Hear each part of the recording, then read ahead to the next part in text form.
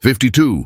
Hold that number in your mind for a moment before we go anywhere else, because it is not a random figure and it was not chosen for the sake of a tidy title. 52 is the number of weeks in a year. It is the number of Sundays you will wake up to between now and this same date 12 months from today. It is the number of Mondays that will arrive whether you are ready for them or not. The number of Friday evenings when the week finally releases its grip on you. The number of quiet Saturday mornings that will come and go while you are busy doing something else. 52 is, in other words, the exact shape of one complete turn of your life. And that is precisely why we are going to walk through 52 lessons from the book of Proverbs together, one for every week that stands between you and the person you will be a year from now. Because here is what almost nobody tells you about wisdom. It does not arrive. It accumulates. It is not downloaded in a single overwhelming moment of clarity on a mountaintop or in a church service or in the aftermath of a crisis that finally forces you to reconsider everything. It is deposited slowly, one insight at a time, into a life that keeps showing up to receive it. A person does not become wise the way a person becomes wet, all at once by being caught in the rain. A person becomes wise the way a canyon becomes deep, by the same water moving through the same place, patiently, for longer than seems reasonable. 52 lessons, one turn of the calendar, and at the end of it, if you actually let these words in, you will not merely know more than you know today. You will be different than you are today. That is the promise of Proverbs. And it is a promise the book makes with remarkable confidence. Now consider what those 52 weeks would otherwise contain. If you are like most people, you will spend that year mostly reacting, responding to what lands in your inbox, what your children need, what the bank says, what the doctor found, what the person you love said that you cannot stop replaying. You will make several thousand decisions in those 52 weeks, and the overwhelming majority of them you will make quickly, on instinct, with almost no deliberate thought at all, which is not a criticism of you, but simply a description of how human beings actually live. And the quality of your entire year, the texture of it, the joy in it or the absence of joy in it, will be determined not by the handful of large decisions you agonized over, but by the thousands of small ones you barely noticed making.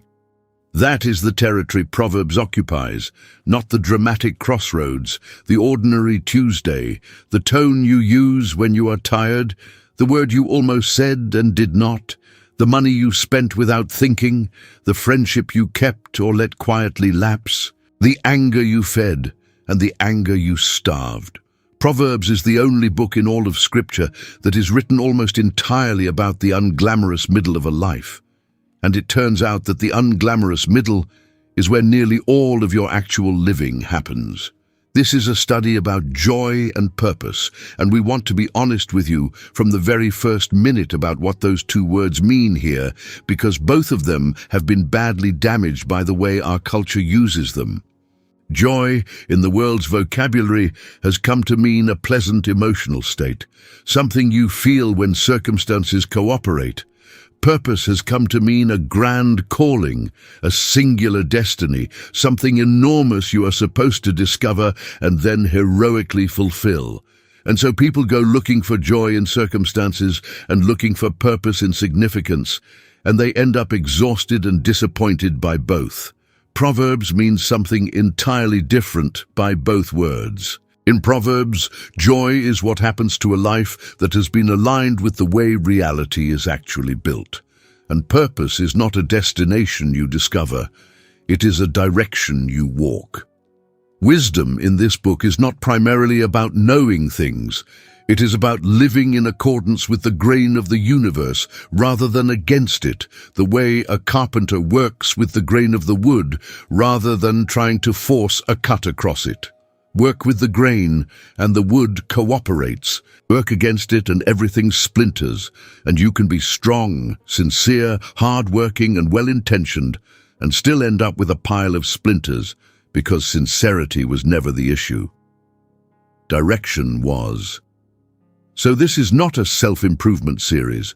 We are not going to give you 52 tips. We are not going to hand you a system for optimizing your life or a framework for maximizing your potential or any of the language that the modern world uses when it is trying to sell you a slightly better version of the same exhausting race. We are going to sit down inside an ancient book written by people who watched human beings very closely for a very long time, and we are going to let it tell us the truth about how a life actually works. We are going to go slowly. We are going to take the verses one at a time. We are going to look at the original Hebrew, where the original Hebrew opens something up that English closes down. We are going to let the meaning accumulate the way meaning is supposed to accumulate, layer by layer, week by week, until what you have received is not a collection of facts about wisdom, but something much closer to the beginning of wisdom itself. 52 lessons, 1 year, and the first one starts right now, wherever you are, with whatever you are carrying. In whatever condition you arrived here in today, you do not have to be ready. You only have to be willing. Let us begin. Before we open the first verse, we want to ask you for one thing and only one thing, and then we will not interrupt you again for a long while.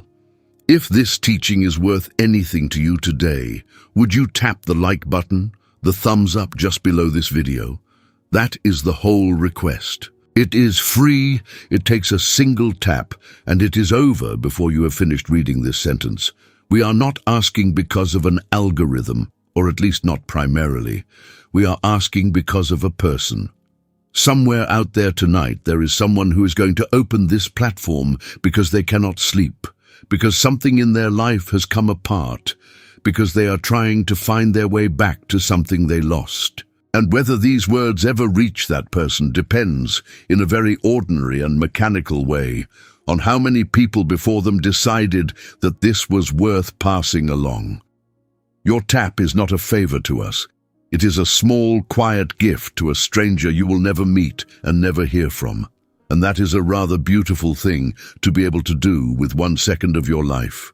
And then, if you would, do one more small thing that costs nothing. Leave a single word in the comments, just one, for whatever you are carrying into this teaching today. Not an explanation, not a story, one word: grief, money, waiting, anger, fear, hope, tired. Whatever it is, put it down where we can all see it, and then look at what everyone else has written and understand that not one of us is walking into this alone. Now, let us open the book. The foundation. What Proverbs is, and why it sounds so different from everything else. Before we begin the 52 lessons, we need to understand what kind of book we have opened, because Proverbs does not behave like the rest of Scripture, and people who read it expecting it to behave like the rest of Scripture come away confused. Most of the Bible is narrative or lore or prophecy or letter. It tells you what God did or what God requires or what God is going to do or what God has revealed. Proverbs does something different. Proverbs watches. It is the accumulated result of generations of people paying extraordinarily close attention to how life actually goes. Who thrives and who collapses, which habits build a household and which ones hollow it out. What a lazy man's field looks like in the 4th year. What happens to a marriage when contempt is allowed to take root. How a rumor moves through a village. What a soft answer does to a hard man. It is observation elevated to revelation. It is God saying, I built the world a certain way, and here is what happens when you live along the grain of it. That is why Proverbs so often sounds less like a sermon and more like an old man on a porch who has seen everything twice. There is no thunder in it. There is very little of the miraculous. What there is instead is an almost unnerving accuracy about human beings, about our self-deception, our appetites, our tongues, our money, our tempers, our friendships, our marriages, our work. Read Proverbs closely, and you will have the distinct experience of being seen. The book is traditionally associated with Solomon, and the association is worth understanding. Solomon was the son of David, a young man who inherited a kingdom he had not built and a throne he was not obviously prepared to occupy. Early in his reign, God appeared to him and made an offer that would break most people. "Ask what I shall give thee." Anything. And Solomon, young, uncertain, standing at the edge of a responsibility that was much larger than he was, asked for none of the things a young king would be expected to want. Not long life, not riches, not the death of his enemies. He asked for an understanding heart, that he might discern between good and bad. And God's response to that request tells you something permanent about the character of God. He was pleased, he gave the wisdom, and he gave everything Solomon had not asked for besides. But there is a second half to Solomon's story that we have to hold alongside the first. And it is the reason this book carries such weight rather than such polish. Solomon, the wisest man in the ancient world, did not finish well. He accumulated wealth beyond measure, took hundreds of wives from nations he had been warned about, and allowed his heart to be drawn away toward other gods in his later years. The man who wrote the manual on the disciplined heart lost the discipline of his own. And that is not a footnote to be embarrassed about. It is a warning welded into the foundation of the book. Wisdom possessed is not wisdom practiced. Knowing the path is not walking the path. You can hold the map in your hand and still walk off the road, and the map will not stop you. So Proverbs is not the confident advice of a man who mastered life. It is the hard-won instruction of a man who understood life, and still, in the places where he stopped paying attention, was ruined by it. That makes the book more trustworthy, not less. It knows what it is talking about from both directions. One more thing about how to read this book, and then we will begin. Proverbs deals in general truths, not absolute guarantees. When it says that the diligent hand will rule and the lazy hand will serve, it is describing how the world tends to work, not issuing a contract that will hold in every case. Diligent people sometimes lose everything. Honest people are sometimes cheated. Wise parents sometimes watch children walk into ruin. Proverbs knows this. That is what the book of Job and the book of Ecclesiastes exist to say alongside it, and Scripture deliberately keeps all three in the same collection. So read Proverbs as wisdom, not as warranty. It tells you where the road usually leads. It does not promise that no one ever gets hit by lightning on it. And now, with all of that understood, with the book in our hands and our expectations set correctly and our hearts open to being told the truth, let us begin the first of our 52 lessons. Lesson 1. The fear of the Lord. The doorway. No one wants to walk through. Proverbs 1-7. The fear of the Lord is the beginning of knowledge, but fools despise wisdom and instruction. Everything in this book rests on this sentence, and almost everyone stumbles over the word fear and never fully recovers. We hear it and think of terror, of a God who might hurt us, of a relationship maintained by anxiety, of the kind of fear that makes a child flinch when a door opens. And because that is not the God we have come to know in Jesus Christ, we quietly file this verse away as belonging to an older and harsher covenant.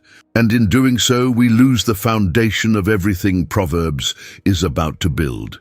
The Hebrew word is yirah, and it carries a range that English simply cannot hold in one word. It means dread in some contexts, yes, but it also means awe, reverence, wonder, the overwhelming response of a small creature standing before something immeasurably vast and good. It is what a person feels at the edge of the ocean in a storm, not the panic of someone about to be swept away, but the involuntary shrinking of the self that happens when you encounter something whose scale exceeds your categories. You do not run from it. You stand very still. The fear of the Lord is what happens when a human being finally stops treating God as a concept and begins treating him as a reality. Because a concept is something you hold. A reality is something that holds you. And the difference between those two postures reorganizes an entire life. Notice, too, that this fear is called the beginning of knowledge. Not the sum, not the conclusion. The beginning, the Hebrew reshith, meaning the first thing, the head of the matter, the foundation stone that determines the shape of everything laid on top of it, which means that a person can accumulate an extraordinary quantity of information and still never begin. You can hold degrees, read widely, argue skillfully, and know 1,000 facts about the world and still be standing outside the doorway, because knowledge in the biblical sense is not the accumulation of data. It is the accurate perception of reality, and God is the largest fact in reality. Leave him out of your accounting, and every subsequent calculation will be off, not because you did the math wrong, but because you left out a term. And then the contrast. Fools despise wisdom and instruction. The Hebrew word for fool here, yuil, does not describe a person of low intelligence. It describes a person of low teachability. The fool in Proverbs is very often clever. What he is not is correctable. He has decided in advance that he already understands, and that decision closes the only door through which wisdom could ever enter. So the first lesson of 52 is not a technique, it is a posture. Stand before God as before something real and vast and good. Assume you have more to learn than you have learned. And notice this week how differently you move through an ordinary day when you carry that posture into it. How much less need there is to defend yourself, to be right, to perform, to prove. The fear of the Lord is not a weight placed on your shoulders. It is a weight lifted off them, because it settles once and forever the question of who is holding the world together and confirms that it was never going to be you. Lesson 2. Wisdom cries in the streets. She is not hiding from you. Proverbs 1:20-21. Wisdom crieth without. She uttereth her voice in the streets. She crieth in the chief place of concourse, in the openings of the gates. In the city she uttereth her words. There is an assumption buried deep in the modern spiritual imagination that wisdom is hidden, that it belongs to initiates, to the unusually gifted, to people who went somewhere remote and did something difficult and came back changed. We picture wisdom as a mountaintop, or a monastery, or a rare book in a locked room, something that must be sought in silence, far from the noise of ordinary life. Proverbs opens by demolishing that assumption in the most public way imaginable. Wisdom is not hiding in a cave. She is standing in the street shouting. She has positioned herself at the busiest intersection in the city, at the gates where every traveler must pass, in the marketplace where the arguing and the buying and the shouting are loudest. She is not waiting to be discovered. She is competing for attention with everything else that wants it. Understand what this image is telling you. The reason most people never become wise is not that wisdom was unavailable to them. It is that wisdom was available at exactly the same volume as everything else, and they chose the other voices. She is not louder than the noise. She simply refuses to leave the noise. And so the question the book is putting to you at the very start is not, can you find wisdom? It is, will you listen to what has been calling to you for years? Notice also where she stands, in the openings of the gates. In the ancient city, the gate was not merely an entrance. It was the courthouse, the town hall, the place where elders sat and disputes were settled and business was transacted. It was where the real decisions of the community were made. Wisdom stationed herself precisely there, at the point where choices are made, not at the point where they are afterward regretted. She wants to reach you before the decision, not after it. And then the ache in the passage. She says in the verses that follow, "How long, ye simple ones, will ye love simplicity?" That is not the voice of a cold instructor. That is the voice of someone who has been calling for a long time and watching people walk past. There is grief in it. There is longing in it. It is, in fact, one of the earliest portraits in Scripture of the heart of God toward people who keep choosing what will cost them. Not the anger of a rule maker, but the sorrow of one who sees where the road ends and cannot make anyone turn. So here is the second lesson. Stop searching for wisdom in exotic places and start noticing where it has been speaking to you all along.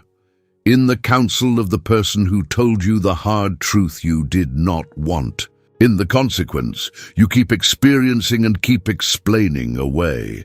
In the verse that will not leave you alone. In the quiet interior conviction you've been talking yourself out of for months. Wisdom is not silent in your life. She is standing in the middle of it, at the intersection, shouting. The only real question is what you have been listening to instead. Lesson 3, search for her as silver, the cost that cannot be avoided. Proverbs 2:15.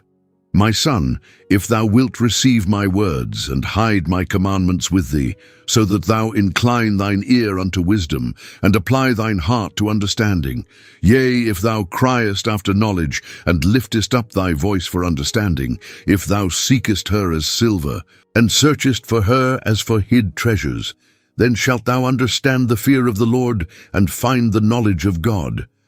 Yesterday's lesson told us that wisdom is shouting in the street.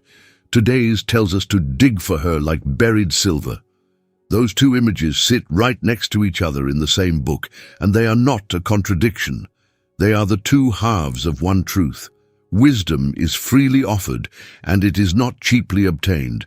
It is available to everyone, and it is possessed by very few. The invitation costs nothing. The receiving costs everything you have. Look at the verbs stacked in these verses, because the author is building an intensity on purpose. Receive, hide, incline, apply, cry, lift up your voice, seek, search. 8 actions, and every one of them is something you do, not something done to you. There is no passive verb in the entire sequence. Wisdom is not poured into a person who is standing still with an open mouth. It is granted to a person who is already in motion toward it. And notice the specific comparison, as silver, as for hid treasures. In the ancient world, silver was not scattered on the ground. It was mined. That meant descending into the dark, moving an enormous quantity of ordinary rock, working in conditions that were unpleasant and often dangerous, and hauling up a very small quantity of what you actually came for. The metaphor is not accidental. It is telling you the ratio. You will process a great deal of ordinary material to obtain a little of what is precious. And that ratio never improves, no matter how experienced you become. Which means the person who says, "I tried reading Proverbs and I did not get much out of it," has, without realizing it, described mining accurately. Of course you did not get much out of it. That is what the first hour of digging feels like. The people who find silver are not the people with better instincts. They are the people who kept digging in the same place after the excitement wore off. Then comes the payoff clause, and it is worth reading slowly. Then shalt thou understand the fear of the Lord and find the knowledge of God. Note carefully what is being promised. Not success, not wealth, not a solved life. The reward for the search is God Himself. You dig for wisdom, and what you strike is not a technique for living. It is a person. This is the great turn in the passage and the great turn in the Christian life. The pursuit that begins as a search for how to live well ends as a search for the one who is life. And every honest seeker eventually discovers that the treasure they thought they were mining for was the doorway to something infinitely larger. So this week, ask yourself an uncomfortable question honestly. What are you actually seeking as silver right now? Because everyone is digging for something. Look at where your attention goes when nothing is required of it. Look at what you research, what you calculate, what you cannot stop thinking about. That is your mine. The lesson of Proverbs 2 is not that you should start searching. It is that you already are, and that the only thing to decide is whether you are digging in a seam that contains anything worth carrying home. Lesson 4. Trust in the Lord with all thine heart. The verse, everyone knows and almost no one obeys. Proverbs 3:5-6. Trust in the Lord with all thine heart, and lean not unto thine own understanding. In all thy ways acknowledge him, and he shall direct thy paths. This is the most quoted passage in the entire book. It is on coffee mugs and graduation cards and hospital walls, and its familiarity has almost entirely worn away its edge because we have heard it so many times as encouragement that we have stopped hearing it as instruction. And it is one of the most demanding instructions in Scripture. Start with the word heart. In Hebrew, leb does not mean what it means to us. We use heart to indicate feelings, as opposed to the head, which we assign to thinking. The Hebrews made no such division. The leb was the entire inner command center, the seat of the will, the intellect, the emotions, the decisions, the whole executive function of a human being. So, trust with all thine heart is not asking for a warm feeling toward God. It is asking for the surrender of your decision-making apparatus. It is asking who holds the controls. Then comes the second line, which is the hard one. Lean not unto thine own understanding. Notice it does not say abandon your understanding. God gave you a mind and expects you to use it. This entire book is an extended argument for thinking carefully. The word is lean. Do not put your full weight there. Your understanding is an excellent tool and a terrible foundation. Use it the way you would use a flashlight in an unfamiliar house, gratefully, constantly, and without ever forgetting that it illuminates about 4 feet of a very large building. This is the crux of why the verse is so hard to actually obey. Leaning on your own understanding does not feel like rebellion. It feels like responsibility. It feels like being a competent adult who thinks things through. And so the moment where trust is actually required is almost never a moment where you are tempted to do something obviously foolish. It is a moment where your careful analysis and God's clear instruction point in different directions, and everything reasonable in you is arguing for the analysis. In all thy ways, acknowledge him. The word translated acknowledge is yada. To know in the deep, experiential, relational sense of the word, not to give God a mental nod before proceeding as planned, to bring him into the actual room where the decision is being made. And the scope is total, in all thy ways. Not the spiritual ways, not the significant ways, all of them, the job, the house, the schedule, the money, the conversation you are dreading, the boundary you need to set, the thing you keep putting off. And he shall direct thy paths. The Hebrew carries the sense of making straight, of clearing, of leveling a road for travel. And here is the honest thing that must be said about this promise. It does not mean the path will be easy, and it does not mean you will be able to see it in advance. A directed path is not the same as a visible one. Most of the people in Scripture whose paths God directed had no idea where they were going while it was happening. Direction is something you usually recognize looking backward, which is exactly why it requires trust looking forward. Lesson 5. Honor the Lord with thy substance, what your money knows about you. Proverbs 3:9-10. Honor the Lord with thy substance and with the first fruits of all thine increase. So shall thy barns be filled with plenty, and thy presses shall burst out with new wine. There is no polite way to say this, so we will simply say it. Your bank statement is one of the most spiritually revealing documents you own. Not because God is interested in your finances for their own sake, but because money is the most reliable externalization of the interior life that human beings have ever invented. What you fear, what you trust, what you want, what you believe about the future. All of it shows up, unedited, in what you actually do with what you actually have. Proverbs knows this, which is why it talks about money constantly and without embarrassment. And here, it gives an instruction with a very specific piece of timing built into it. The first fruits, not the leftovers, not what remains after the necessary things have been paid for. The first portion, given first, before the accounting is complete, and before you know how the month will go. That timing is the entire lesson. Anyone can give from surplus.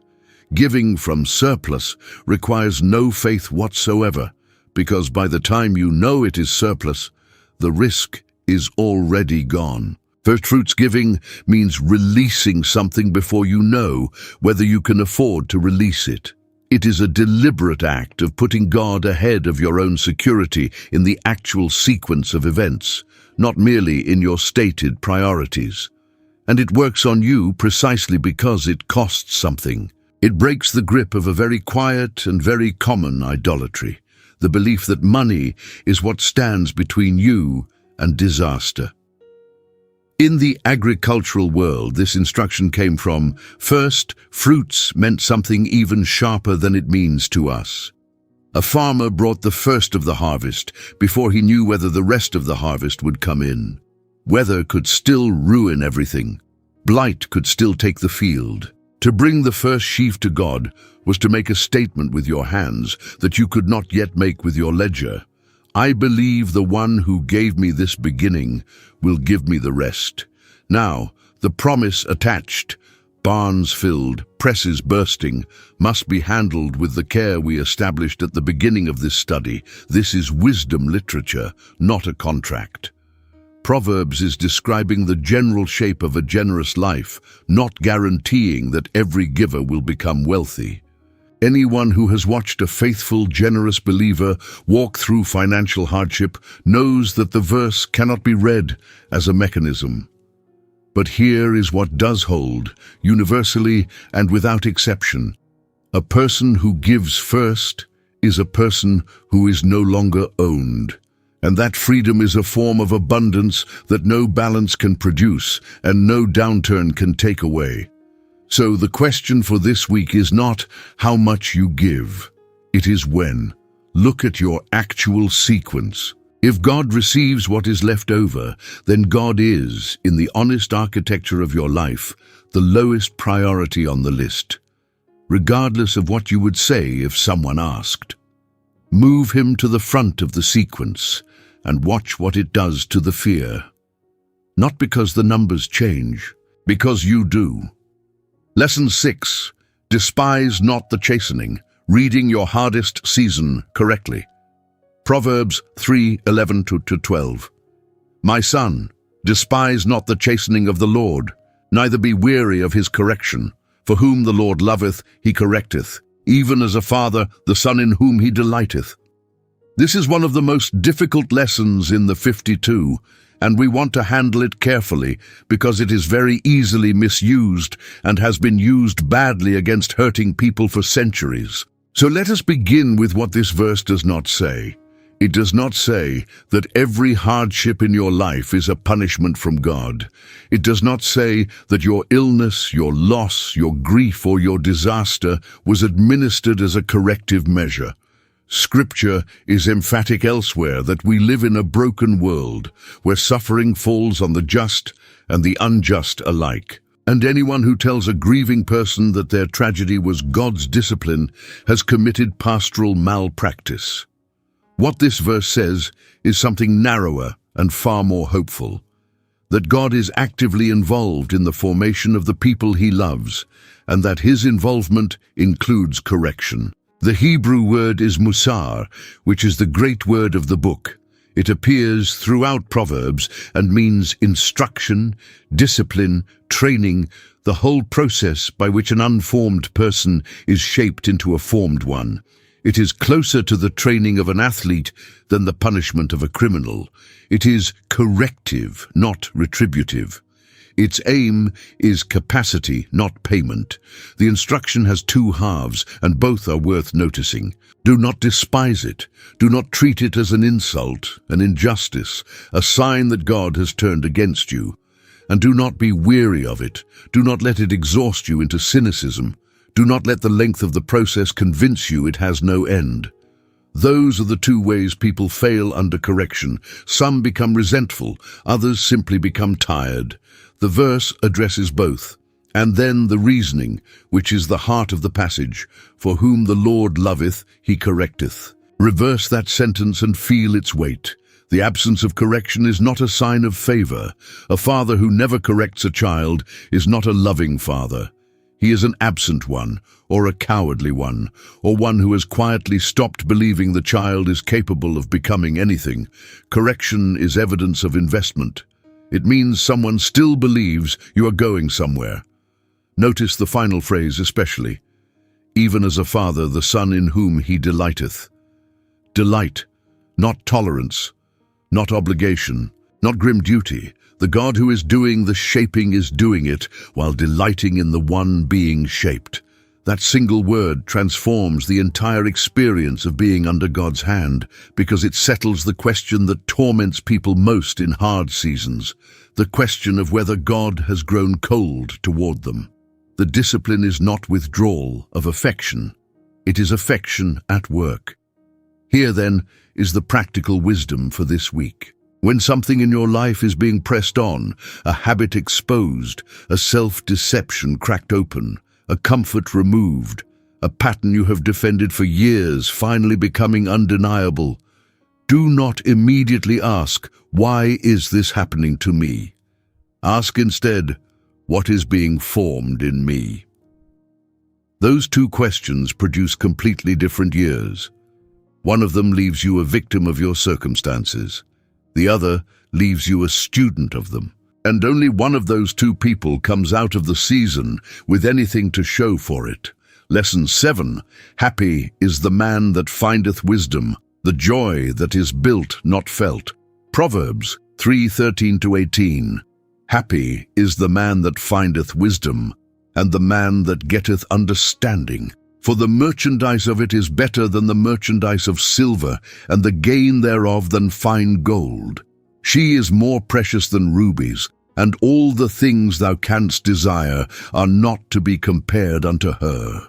Length of days is in her right hand, and in her left hand riches and honor. Her ways are ways of pleasantness, and all her paths are peace. She's a tree of life to them that lay hold upon her, and happy is everyone that retaineth her. This is the passage where the title of our study finds its anchor, because here is Proverbs explicitly connecting wisdom to happiness, and doing it in a way that overturns almost everything the modern world believes about how happiness is acquired. The Hebrew word is isha, and it is worth understanding precisely. It is the same word that opens the book of Psalms. Blessed is the man that walketh not in the counsel of the ungodly. It does not describe a mood. It describes a condition. Isha is the state of a life that is going well at the deepest level. Whether or not the person is smiling at any given moment, it is the difference between being happy and being well. Our culture pursues the first relentlessly and has largely forgotten the second even exists. And that distinction explains the strange fact that so many people are chasing joy with real sincerity and catching nothing. If happiness is a feeling, it must be produced continuously, and it decays the moment production stops, which is why the pursuit of it is so exhausting and why the thing itself is so short-lived. But if happiness is a condition, it is built. It accumulates. It does not require constant maintenance because it is not a mood being sustained but a structure standing up. Look at the merchant language in these verses. Merchandise, gain, better than silver, better than gold. The author is speaking in the vocabulary of the marketplace on purpose because he is making an argument about returns. Anything you can buy delivers a return that diminishes. The house becomes ordinary. The promotion becomes the new baseline. The purchase you were certain would change something changes it for about 11 days. Wisdom is the only acquisition whose return increases with time, because everything else you own is subject to the shrinking of novelty, and wisdom is subject to the compounding of application. Her ways are ways of pleasantness, and all her paths are peace. Read that carefully. It does not say that wisdom's ways are easy. Pleasantness in Hebrew, noam, carries the sense of agreeableness, of beauty, of things fitting together well. And shalom, translated peace, never meant merely the absence of conflict. It meant wholeness, every piece present, every piece in its right place, nothing missing and nothing fractured. Wisdom's road is not the road without hills. It is the road where the pieces of your life stop working against one another. Then the final image, and it is enormous. She is a tree of life to them that lay hold upon her. That phrase has appeared only once before in Scripture, in a garden, guarded by an angel with a flaming sword after humanity walked away from it. And here, in a book about ordinary daily living, the tree of life reappears, reachable, available, right in the middle of the marketplace. The way back toward what was lost runs astonishingly straight through the practice of ordinary wisdom in an ordinary life, not through a heroic act, through 1,000 small decisions to live along the grain of what God actually built. Lesson 8. Withhold not good, the sin of the delayed yes. Proverbs 3:27-28. Withhold not good from them to whom it is due, when it is in the power of thine hand to do it. Say not unto thy neighbor, Go and come again, and tomorrow I will give, when thou hast it by thee. Most of us have a fairly clear sense of what it means to do wrong. We have a much weaker sense of what it means to fail to do right. And this verse goes after that second category with a directness that is genuinely uncomfortable, because it names something almost none of us would ever confess. The good we intended, could have done, and quietly postponed. Notice the exact conditions the verse specifies. The good is due. It belongs in some real sense to the person in front of you. And it is in the power of thine hand. You actually have it. You are not being asked for what you do not possess. Under those two conditions, delay is not prudence, it is withholding. The Hebrew verb carries the sense of restraining, of holding back something that was already moving toward its destination. And then the sentence that has probably indicted more of us than any other line in the chapter, say not, Go and come again, tomorrow I will give, when thou hast it by thee. This is not a rebuke of people who cannot help. It is a rebuke of people who can help now and have decided to help later. And we all know why we do it. Delay feels harmless. It preserves the intention while deferring the cost. It lets us keep believing we are generous while remaining, in practice, unmoved. But the person in front of you is living in real time. The encouragement they needed on Tuesday is worth less on Friday and worth nothing next month. The visit, the call, the money, the apology, the word of blessing, these things have expiration dates that we never seem to account for, because we are measuring our own good intentions and they are measuring the actual arrival of help. So here is the practical work for this week, and it is uncomfortably specific. Think of the good you have been meaning to do, the one that comes to mind immediately before you have time to reason about it. You know what it is. You have known for a while.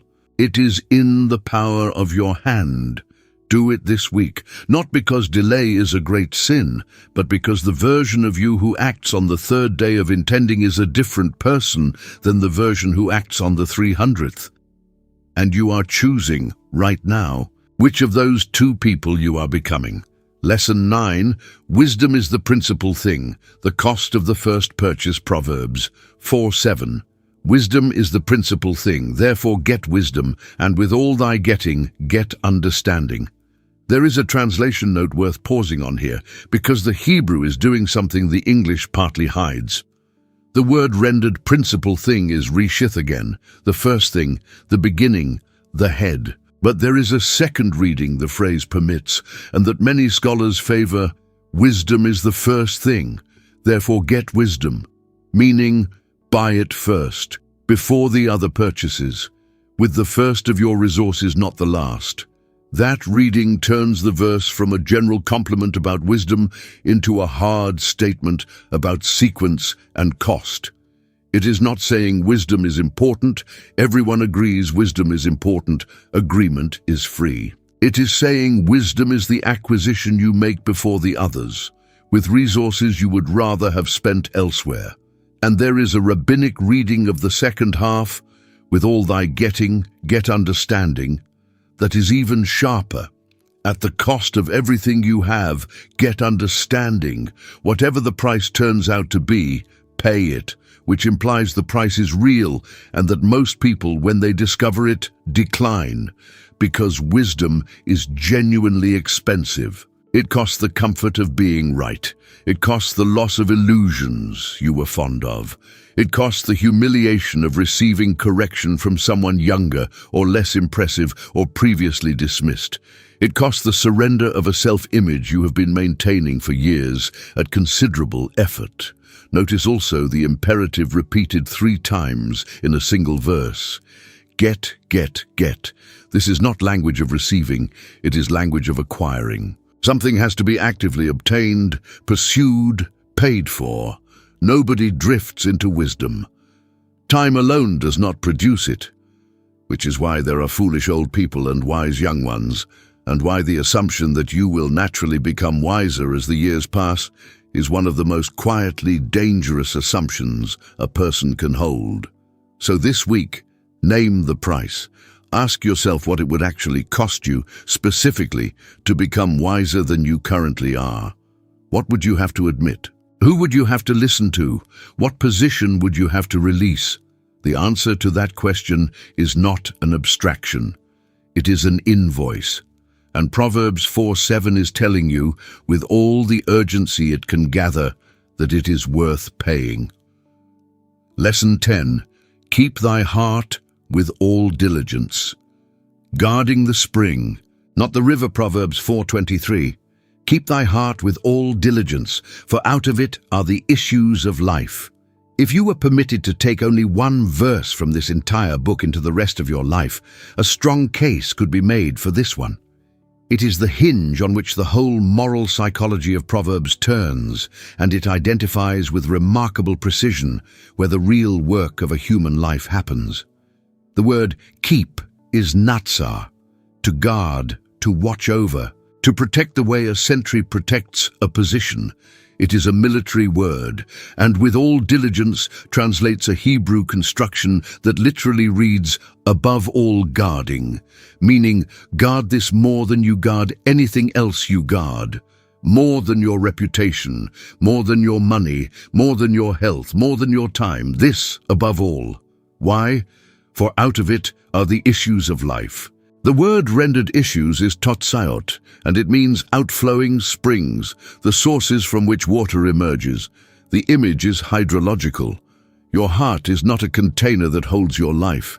It is the spring from which your life flows. Everything downstream, your words, your choices, your reactions, your relationships, the entire visible shape of your existence, is water that came from somewhere, and this is where it came from, which explains why so much self-improvement fails and fails repeatedly. Most of it is river management. We work on the behavior, the habit, the outburst, the pattern, the visible symptom, and we work hard, with real sincerity, and we make progress, and then under sufficient pressure the old thing surfaces again exactly as before. Because the water was never the problem. The water is only ever reporting on the spring. You cannot purify a river by treating it a mile downstream while the source keeps producing what it produces. So what does guarding the heart actually look like on a Tuesday? It looks like paying attention to intake, what you read, watch, listen to, and rehearse in your imagination, because all of it is being deposited into the spring whether you consent or not. It looks like refusing to nurse a resentment, because resentment is not stored passively. It ferments. It looks like noticing the interior narratives you repeat about yourself and about other people, and asking whether they are actually true. It looks like bringing the interior life into the light, in prayer and with at least one honest human being, rather than letting it develop unsupervised in the dark. Guard the spring. The river will take care of itself. Lesson 11. The path of the just shineth more and more, why growth feels like nothing. Proverbs 4:18. But the path of the just is as the shining light that shineth more and more unto the perfect day. Here is one of the great comforts of the book, and it is aimed directly at the person who has been walking faithfully for a long time and cannot detect any progress. The image is sunrise, and it is chosen with care. Notice what the verse does not compare the righteous life to. Not a lightning strike, not a lamp switched on, not a fire kindled, a sunrise, which is the slowest visible increase in light that human beings regularly experience, and which is famously impossible to watch happening. You can look at the eastern sky and see no change at all. You can look away, look back 4 minutes later, and the world is different. The change is continuous, and it is entirely undetectable in the moment. That is what spiritual formation feels like from the inside, and misunderstanding this has discouraged more sincere believers than almost anything else. You expect growth to feel like growth. It does not. It feels like nothing. It feels like an ordinary week in which you prayed some, read some, resisted one thing, failed at another, and went to bed no more impressive than you woke up. And you conclude that nothing is happening, when in fact the sky is measurably brighter than it was a year ago, and you are simply too close to the process to perceive it. There is a second thing hidden in the image. Sunrise has a direction. It is not merely getting brighter, it is going somewhere unto the perfect day. The Hebrew suggests the full establishment of the day, noon, the point at which the light is complete, which means the trajectory of a life lived under God is not endless, incremental improvement toward nothing in particular. It has a destination. The light is heading toward its own fullness, and so are you. So take the honest measure this week, but take it correctly. Do not ask whether you are better than you were on Monday. That comparison is useless and will only discourage you. Ask what you tolerated in yourself 5 years ago that you no longer tolerate. Ask what would have destroyed you at 25 that you now carry without it destroying you. Ask what you understand about God now that you could only have recited then. Sunrise is invisible at 4-minute intervals and undeniable at 4-year ones. Lesson 12. Ponder the path of thy feet, the life you are living by accident. Proverbs 4:26-27.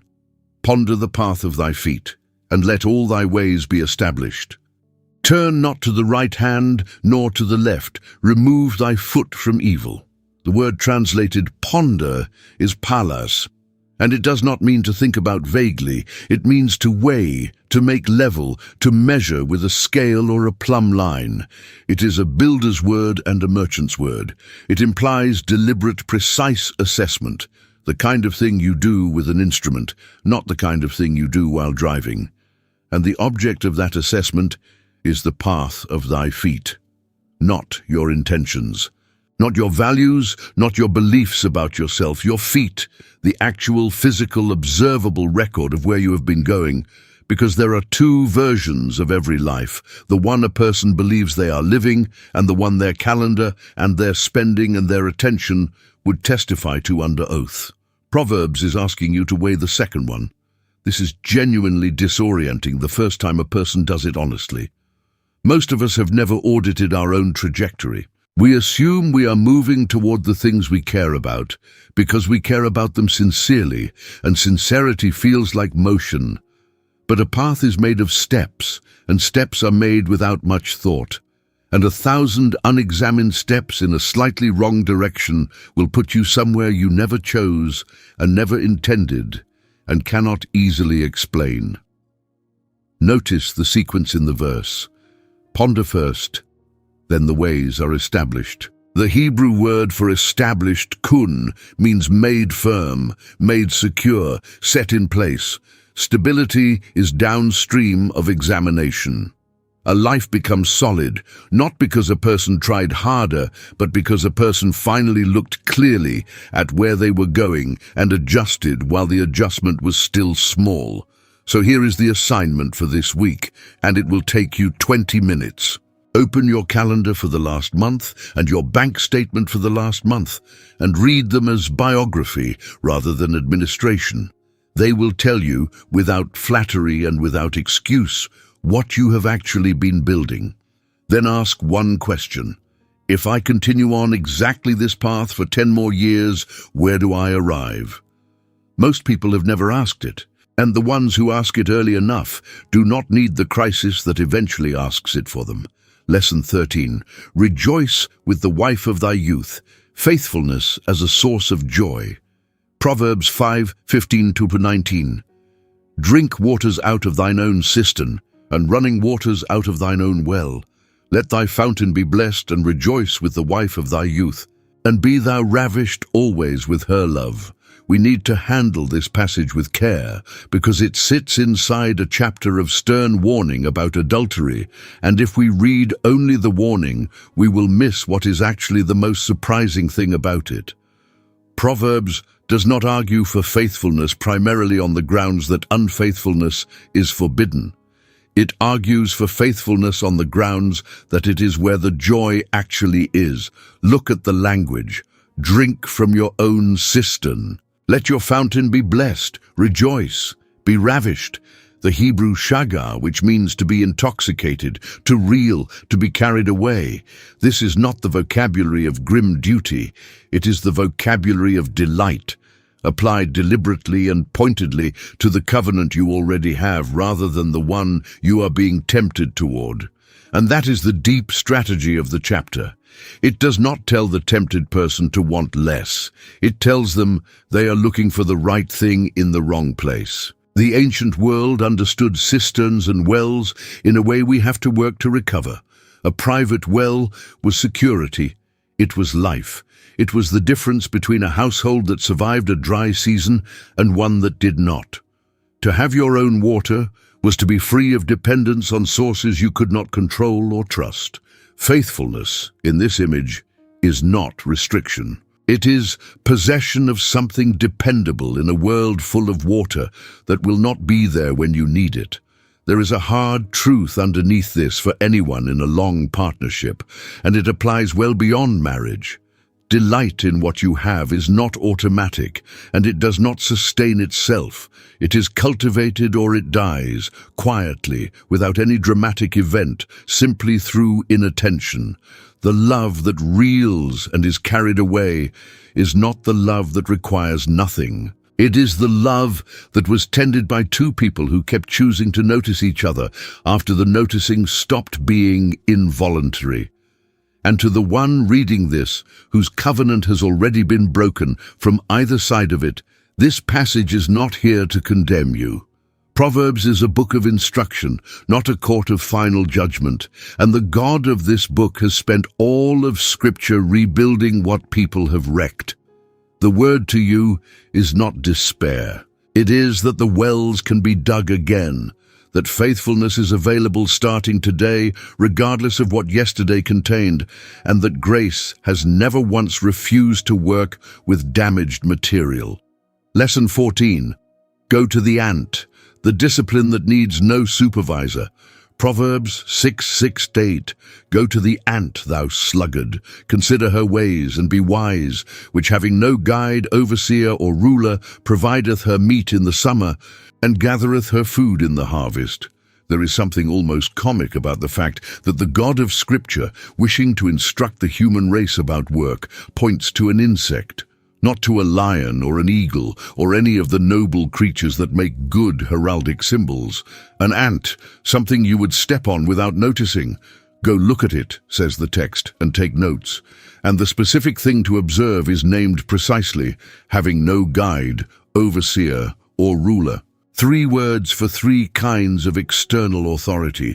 No one showing it what to do, no one watching to see whether it does it, no one with the power to punish it if it does not. The ant works anyway.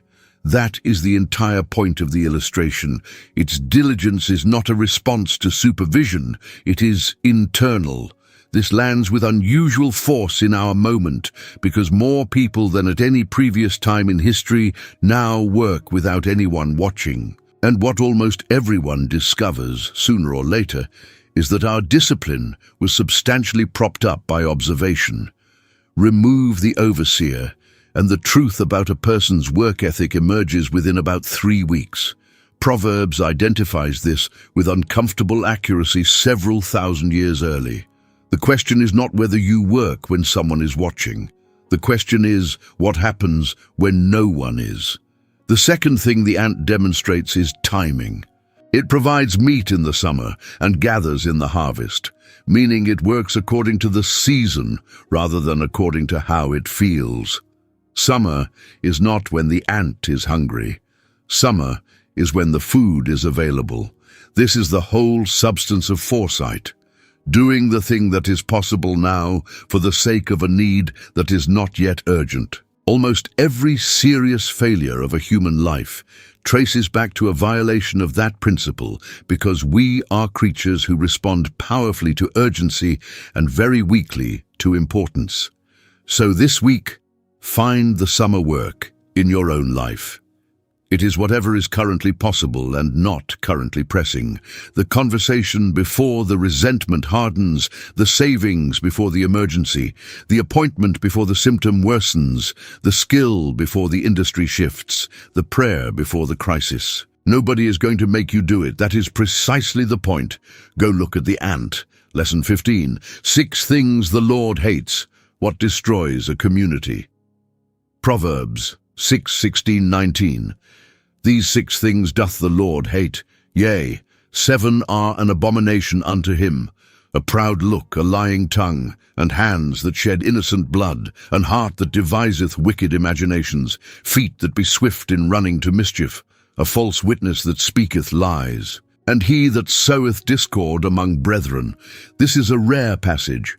Scripture does not often give us a list of what God hates, and when it does, the contents are worth examining closely, particularly because the contents are not what most religious people would predict. Notice first the literary form. 6, yea 7. This is a Hebrew numerical device that builds toward emphasis, with the final item carrying the greatest weight. So the climax of this list, the thing set in the position of ultimate concern, is not murder. It is he that soweth discord among brethren. That should stop us. The God of Scripture places the destruction of relationship between people in the same catalogue as bloodshed and puts it last, in the position of emphasis. Notice next that the list is anatomical.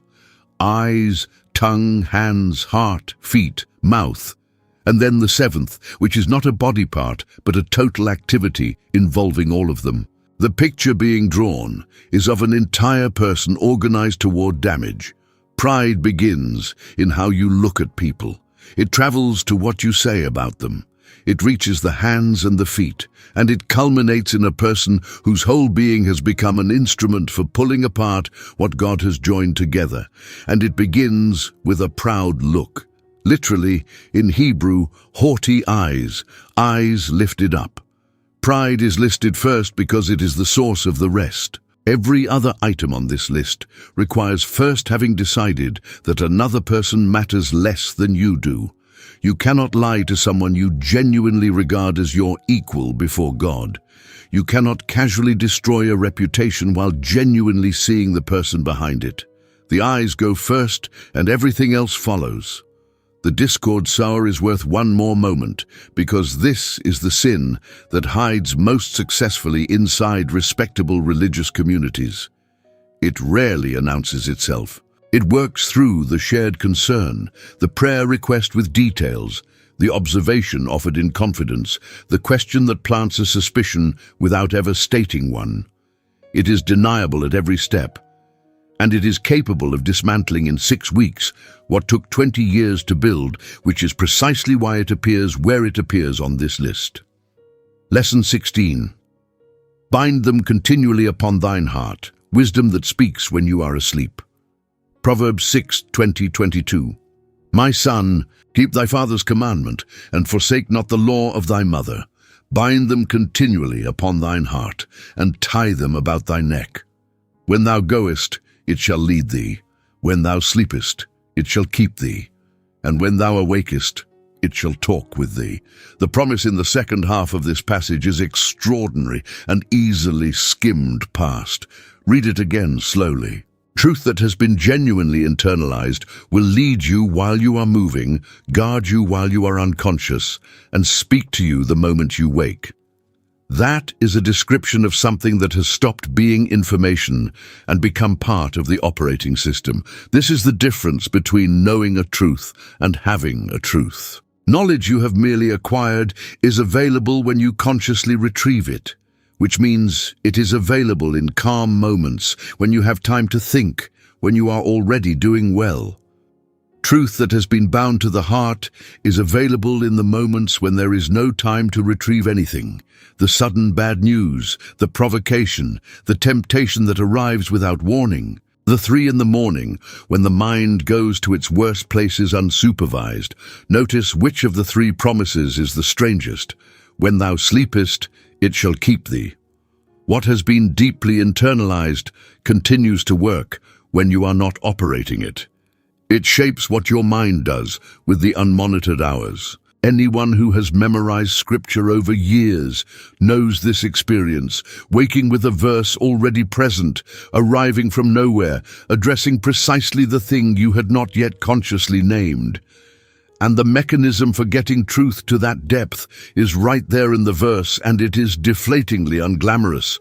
Bind them continually, not intensely, not brilliantly, not in a burst of spiritual enthusiasm during a good season. Continually. The same words returned to over years, past the point where they feel fresh and well past the point where they feel productive. Repetition is the only known method by which a truth relocates from the front of the mind to the floor of the soul. So choose something small this week and bind it. 1 verse, not a chapter, a verse. Say it in the car. Say it while the kettle boils. Say it when you wake and when you turn out the light. It will feel pointless for approximately 2 weeks, and then one day it will arrive on its own, unrequested, at exactly the moment you needed it and could not have found it. That is what this passage is describing, and it is entirely available to ordinary people who are willing to be boring about it. Lesson 17. I was there in the beginning, wisdom, rejoicing before the world was made. Proverbs 8:22-31. The Lord possessed me in the beginning of his way, before his works of old. When he prepared the heavens, I was there. Then I was by him, as one brought up with him, and I was daily his delight, rejoicing always before him, rejoicing in the habitable part of his earth. And my delights were with the sons of men.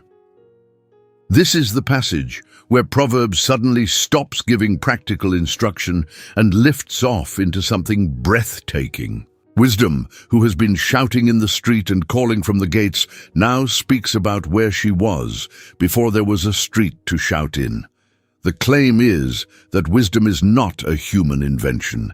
It is not the accumulated best practices of a clever species. It predates the species entirely. Before the mountains were settled, before the fountains of the deep, before there was a single creature to be wise or foolish, wisdom was already there, present at the drawing of the circle on the face of the deep, present at the setting of the boundary of the sea. Which means that when you live wisely, you are not conforming to a good system.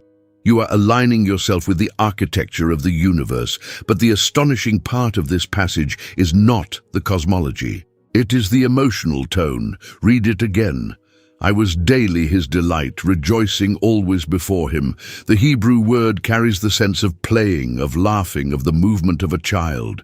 Wisdom is not depicted at creation as a solemn engineer with a plan. Wisdom is depicted as delight, as something that was laughing while the world was being made. And then the line that should stop every reader cold. My delights were with the sons of men. Whatever joy wisdom had in the forming of galaxies, her particular pleasure landed on people, on us, on the habitable part of the earth where human beings would eventually live and work and marry and fail and try again. The wisdom that watched the foundations of the deep being laid was even then looking forward to you. This changes the entire emotional register of everything else in the book. Every instruction we have received so far, and every one still to come, is not being handed down by an austere authority interested in compliance. It is being offered by something that has delighted in human beings since before there were any. Which means that living wisely is not the grim business of getting it right. It is participation in a joy that was there before the world was. Christians have always heard something further in this chapter, a foreshadowing of the one whom Paul would later call the wisdom of God, who was in the beginning with God, and through whom all things were made. We will not force that reading here, but it is worth noticing how naturally this passage prepares the ground for a wisdom that would not merely speak in the street, but walk in it. Lesson 18. 2 invitations, 1 street. The choice that repeats daily Proverbs 9:1-6, and the parallel that follows. Wisdom hath sent forth her maidens, she crieth upon the highest places of the city, whoso is simple, let him turn in hither. And then folly, described in the same chapter, sits at her door and calls to the very same passers-by with nearly identical words. This is one of the most carefully constructed passages in the book, and its architecture is the message. 2 women, 2 houses, 2 invitations, both on the same street, both calling to the same people, both using almost word for word the same appeal, whoso is simple, let him turn in hither. Understand what that deliberate mirroring is telling you. The great difficulty of moral life is not that wisdom and folly are easy to tell apart, and we choose wrongly out of weakness. It is that they sound almost identical at the door.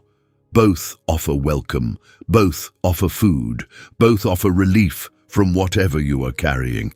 If folly announced itself honestly, come in and be diminished, come in and lose 10 years, no one would enter.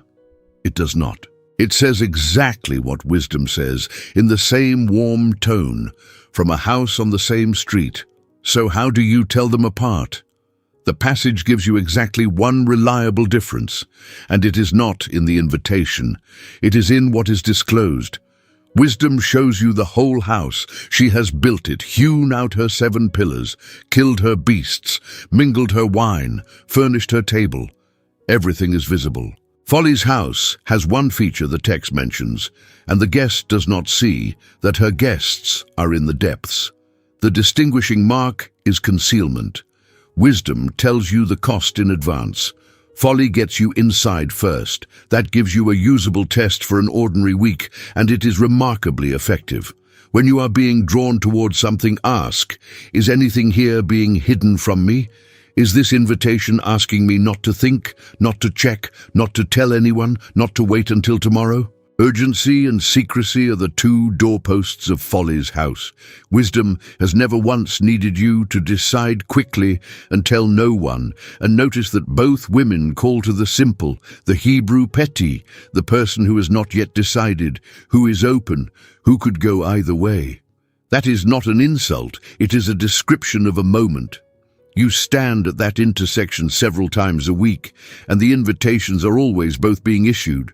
The question is never whether you will be called. It is whose voice you have trained yourself to recognize. Lesson 19. Reprove a wise man, the one trait that determines everything. Proverbs 9:8-9. Reprove not a scorner, lest he hate thee. Rebuke a wise man, and he will love thee. Give instruction to a wise man, and he will be yet wiser. Teach a just man, and he will increase in learning. Here is a test so simple it can be administered in a single conversation, and it predicts more about a person's future than intelligence, education, background, or talent. Correct them and watch what happens. The wise man corrected loves you. That is a startling claim, and it deserves to be taken seriously, because it does not say the wise man tolerates correction, or accepts it graciously, or manages his defensiveness well. It says he loves the person who gave it, which can only be true of someone whose deepest desire is to be right rather than to appear right. If what you want is accuracy, then someone who has just shown you an error has handed you a gift, and gratitude is the natural response rather than a virtue you have to summon. The scorner corrected hates you. The Hebrew Lutz describes someone whose posture toward correction is contempt, who deflects by mocking, by dismissing the source, by finding the flaw in the messenger rather than examining the message. And notice the practical instruction attached. Do not reprove him. This is one of the few places in Scripture where you are told to withhold a good thing, and the reason is stewardship. Correction offered to someone determined not to receive it does not improve them. It only converts them into an enemy and exhausts you. There is a time to stop. Then the multiplier in verse 9, give instruction to a wise man, and he will be yet wiser. This is the compounding principle of the whole book, and it explains the widening gap you have surely observed between people over decades. The teachable person gets a return on every piece of feedback they ever receive, and that return compounds across a lifetime. The unteachable person receives the same feedback and converts none of it, same input, radically divergent outcomes. Not because of ability, because of receptivity. So here is the honest work for this week, and it requires courage. Recall the last 3 times someone criticized you, not the unfair times. You will reach for those first because they are comfortable. The times they were partly right. What did you do with it? Did you examine it, or did you go looking for reasons to disqualify the person who said it? Your answer to that question is, more than nearly anything else, the shape of your next 10 years. Lesson 20. The blessing of the Lord maketh rich, wealth without the ache. Proverbs 10:22. The blessing of the Lord, it maketh rich, and he addeth no sorrow with it.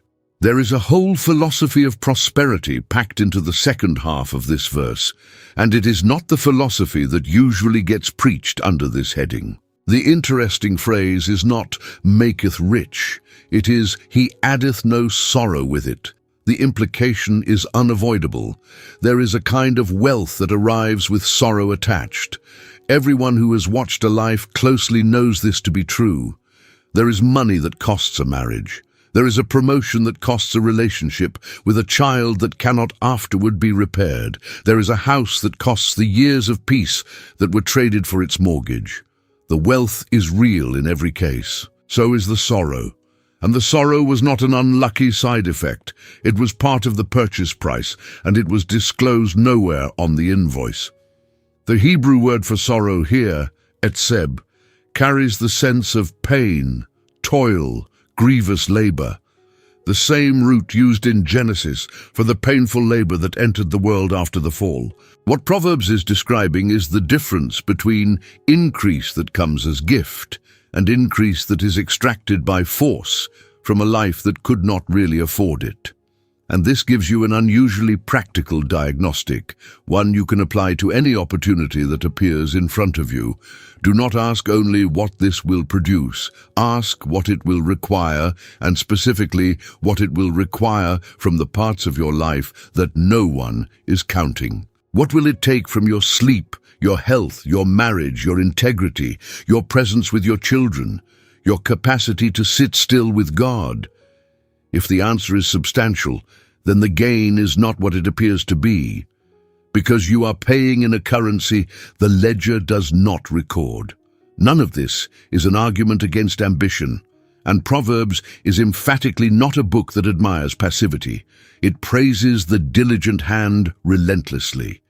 It is an argument about source and about pace. There is increase that God gives, and it settles into a life without breaking anything. There is increase a person seizes, and it arrives holding a bill. Learn to tell the difference before you sign, because almost no one recognizes the second kind until the payments have already begun. Lesson 21. The mouth of the righteous is a well of life. What your words are for Proverbs 10:11. The mouth of a righteous man is a well of life, but violence covereth the mouth of the wicked. Proverbs talks about the tongue more than almost any other subject, well over 100 times across 31 chapters. There is a reason for that emphasis, and this verse names it precisely with a single image, a well. In a dry country, a well is not a convenience. It is the reason a settlement exists. People organize an entire life around proximity to water. And the image being applied here is that a certain kind of person becomes that for the people around them. A place others come to in order to receive what they need to keep going. Not a performance, not an eloquence, a source. Consider who those people have been in your own life. Almost certainly not the most impressive speakers you have known. Wells are not impressive, they are reliable. What they have in common is that after you talked with them, you had more capacity than before. Something was deposited. And the striking thing about such people, if you examine them, is that they are almost never doing anything clever with words. They are simply doing 3 or 4 unremarkable things consistently. Telling the truth, refusing to flatter, remembering what you told them last time, and speaking about you when you are not in the room the same way they speak about you when you are. The contrast in the second half of the verse is jarring. Violence covereth the mouth of the wicked. It is easy to assume this refers to a person who threatens or incites, and sometimes it does. But the Hebrew suggests something subtler and more common. A mouth that conceals violence, that has damage hiding inside speech which sounds unremarkable on the surface. The comment that lands like a joke and functions like a knife. The correction offered with an audience present. The concern raised about someone who is not there to answer it. Words that carry harm inside acceptable packaging. So here is the question worth carrying for a week, and it is a searching one. After people spend an hour with you, do they leave with more or less than they arrived with? Not whether they enjoyed it, not whether you were interesting, whether something was deposited. You do not need a gift for language to become a well. You need to decide that your mouth exists for other people's sake rather than for the management of your own image, and then hold that decision through about 10,000 ordinary conversations. Lesson 22. Love covereth all sins. The difference between covering and concealing. Proverbs 10:12. Hatred stirreth up strifes, but love covereth all sins. This short verse is doing something delicate, and it has to be handled with precision, because misread it becomes an instrument of real harm. Begin with the first half, because it names a mechanism most people never notice operating in themselves. Hatred stirs up strife. The Hebrew verb suggests rousing something that was lying down, waking what was asleep, which means hatred does not merely respond to conflict, it goes looking for it. It maintains a list. It remembers with unusual clarity. It finds new offenses at a rate no neutral observer would find plausible, because the offenses are being generated by the looking rather than discovered by it. When you find yourself accumulating grievances against someone at a suspicious pace, the honest question is not what they keep doing, it is what is stirring in you.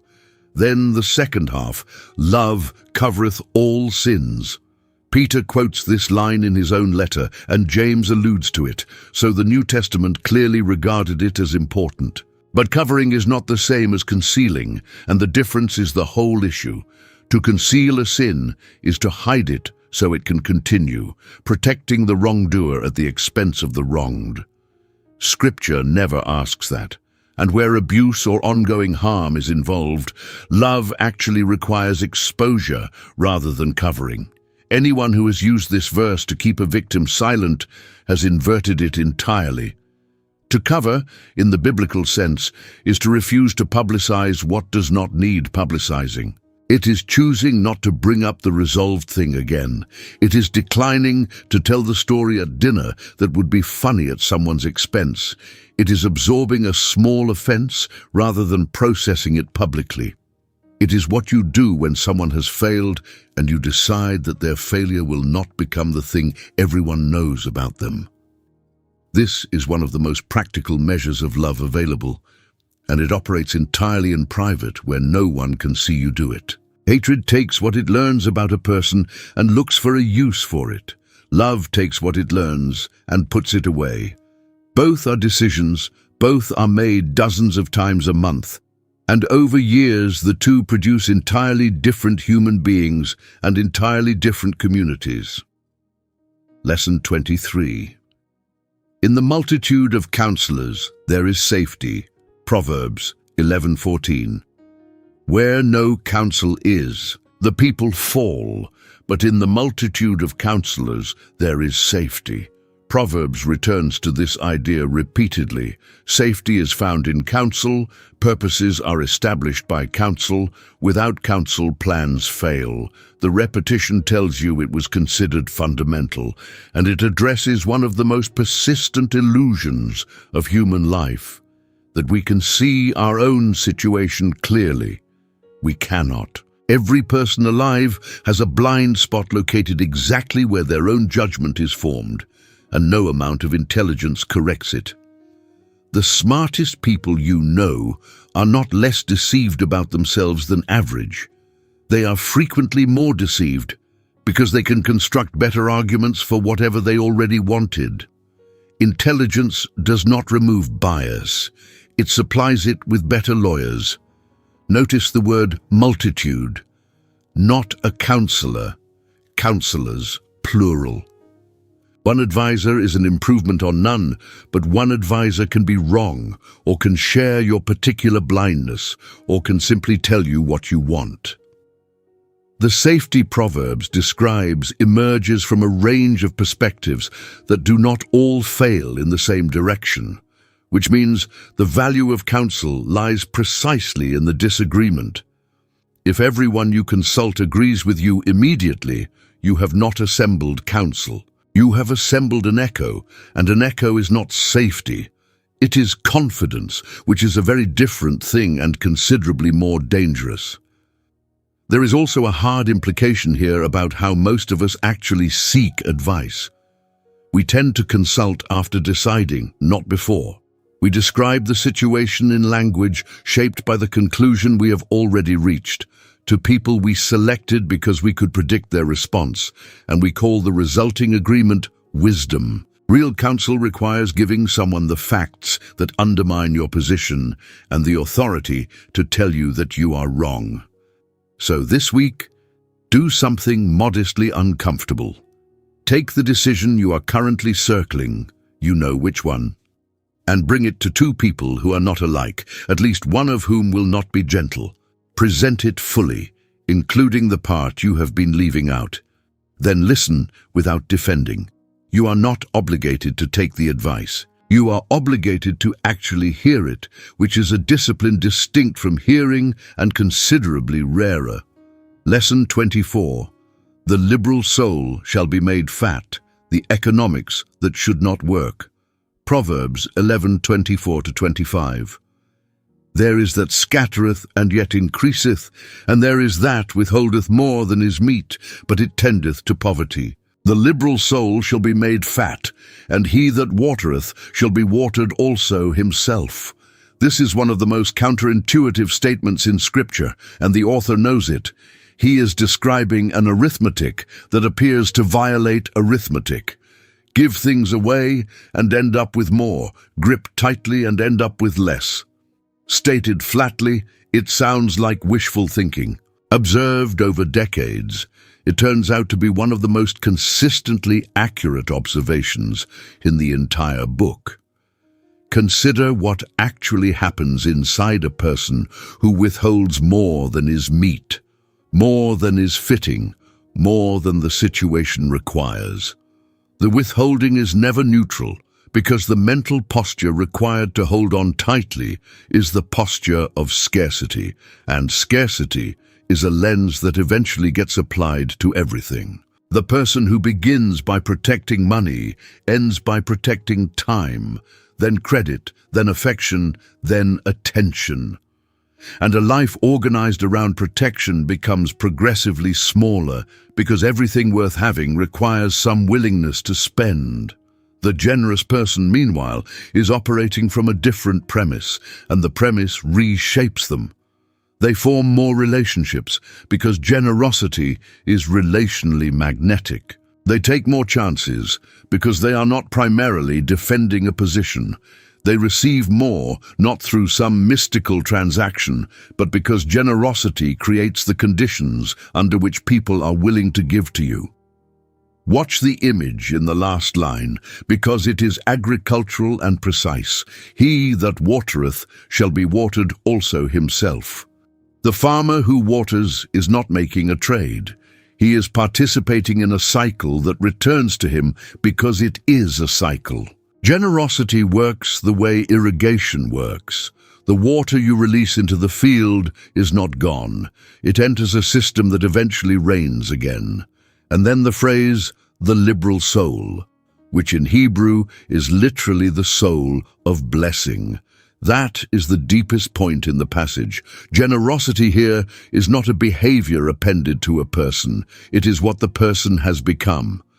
Which is why generosity that is calculated as an investment never produces what this verse describes. You cannot give in order to get and receive what is promised to those who simply give. The result belongs to the soul that has been changed, not to the technique that has been applied. Lesson 25. He that winneth. Souls is wise. The fruit you will never see, counted Proverbs 11:30.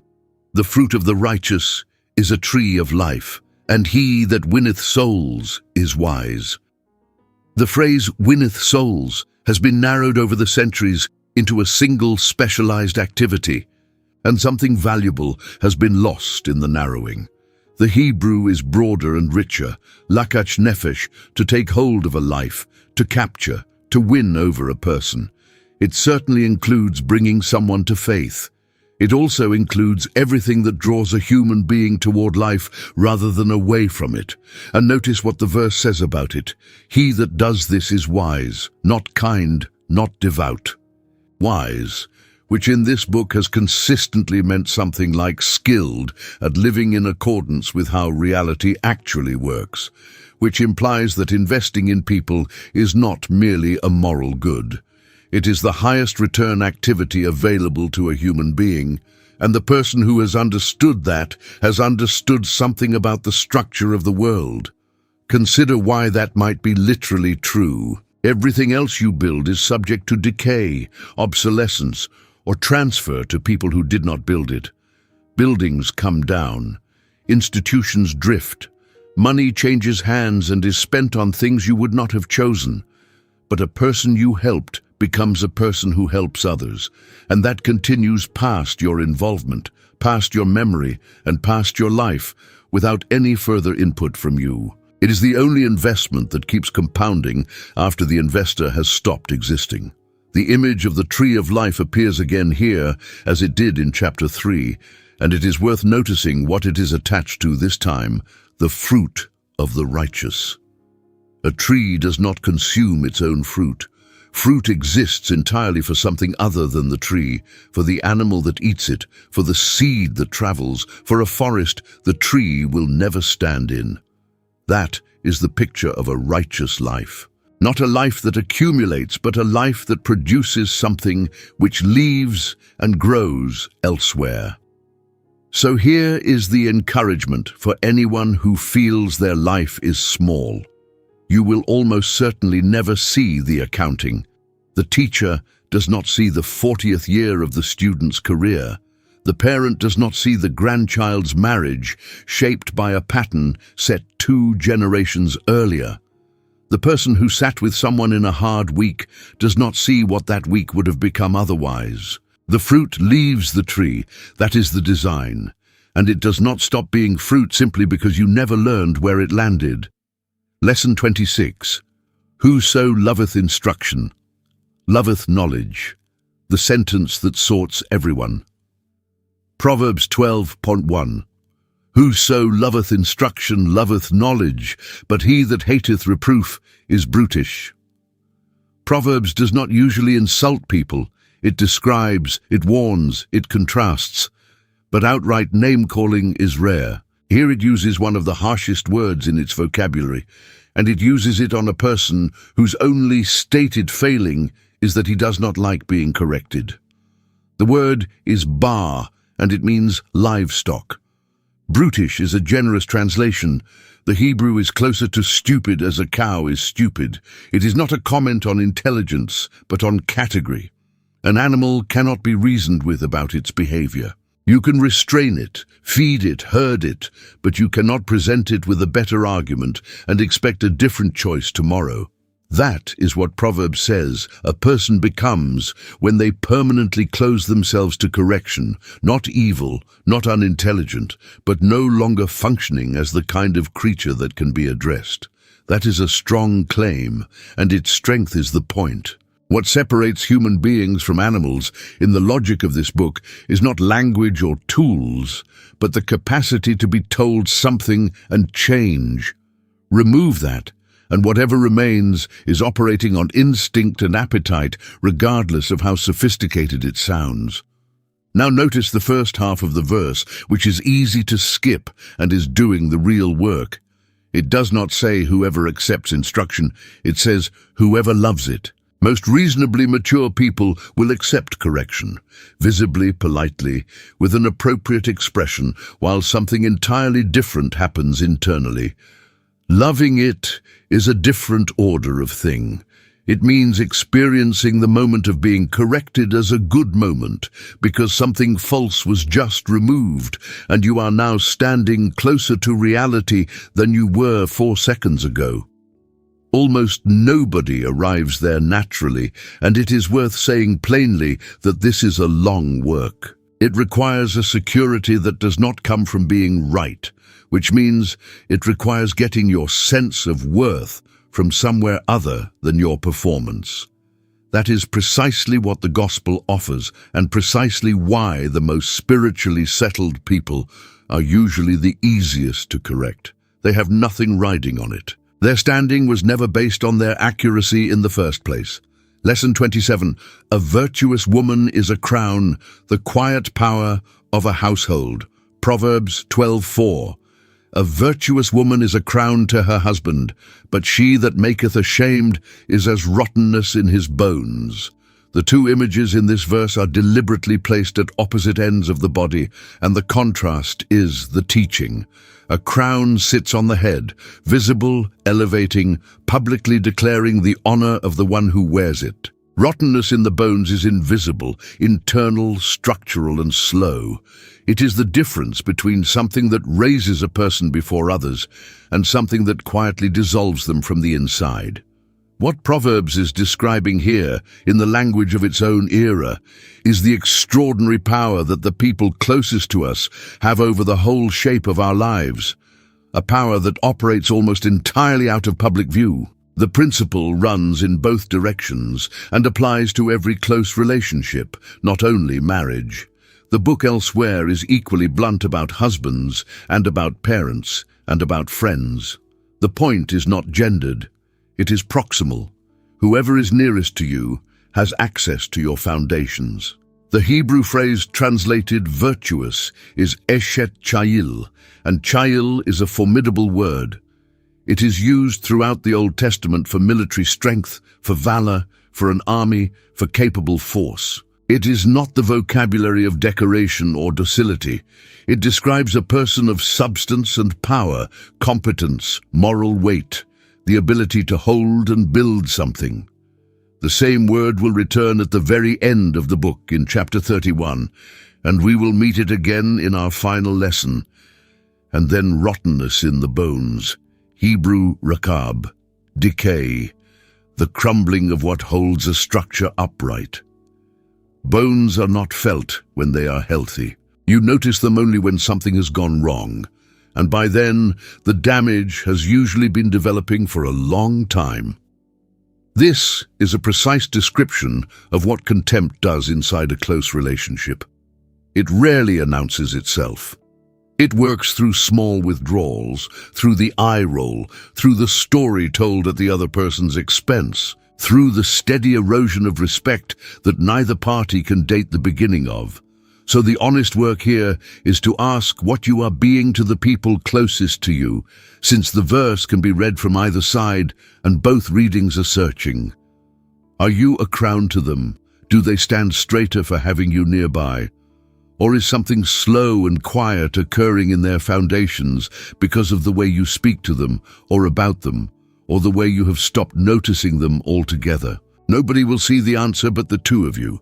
That is exactly why it matters. Lesson 28.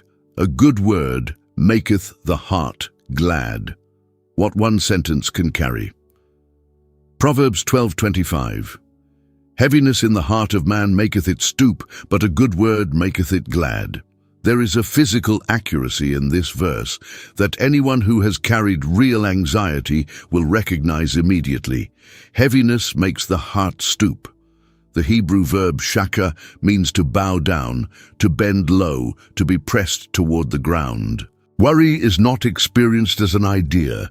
It is experienced as weight. It changes posture. It changes the way a person walks into a room and the way they hold their shoulders and how much of their attention is available for anything else.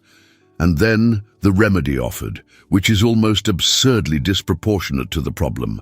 A good word, not a solution, not a rescue, not the removal of the circumstance producing the weight. A word. Something a person can say in 4 seconds and forget having said by the following morning. We should take seriously how strange that is and how consistently it turns out to be true. Almost everyone can name a sentence said to them at a low moment that they have carried for decades. Someone told you that you were doing better than you thought. Someone said they had been praying for you specifically. Someone noticed the effort nobody had noticed. It did not fix anything.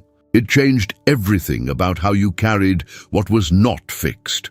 Notice, too, that this puts a startling amount of power in ordinary hands. You may not be able to solve anything for the people around you. You almost certainly cannot heal the marriage, cure the illness, restore the finances, or bring back what was lost. Proverbs says, that is not the only thing available to you. There is a smaller act that costs almost nothing and lands with wildly disproportionate force, and you can perform it on any given Tuesday without preparation. The reason we so rarely do it is not unkindness.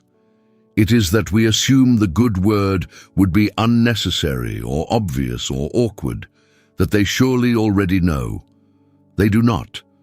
People are far more uncertain about how they are perceived than we imagine, and they are frequently starving in the exact area where we assumed they were secure. So say it this week. Say the specific thing to the specific person out loud without hedging it. It will take you 4 seconds, and they may be carrying it in 10 years. Lesson 29. Hope deferred maketh the heart sick. Naming the ache of waiting. Proverbs 13:12. Hope deferred maketh the heart sick, but when the desire cometh, it is a tree of life. This is the verse for the person who is tired of waiting, and its greatest gift is that it does not minimize what waiting does. It calls it sickness, not weakness, not faithlessness, not a spiritual failure to be repented of.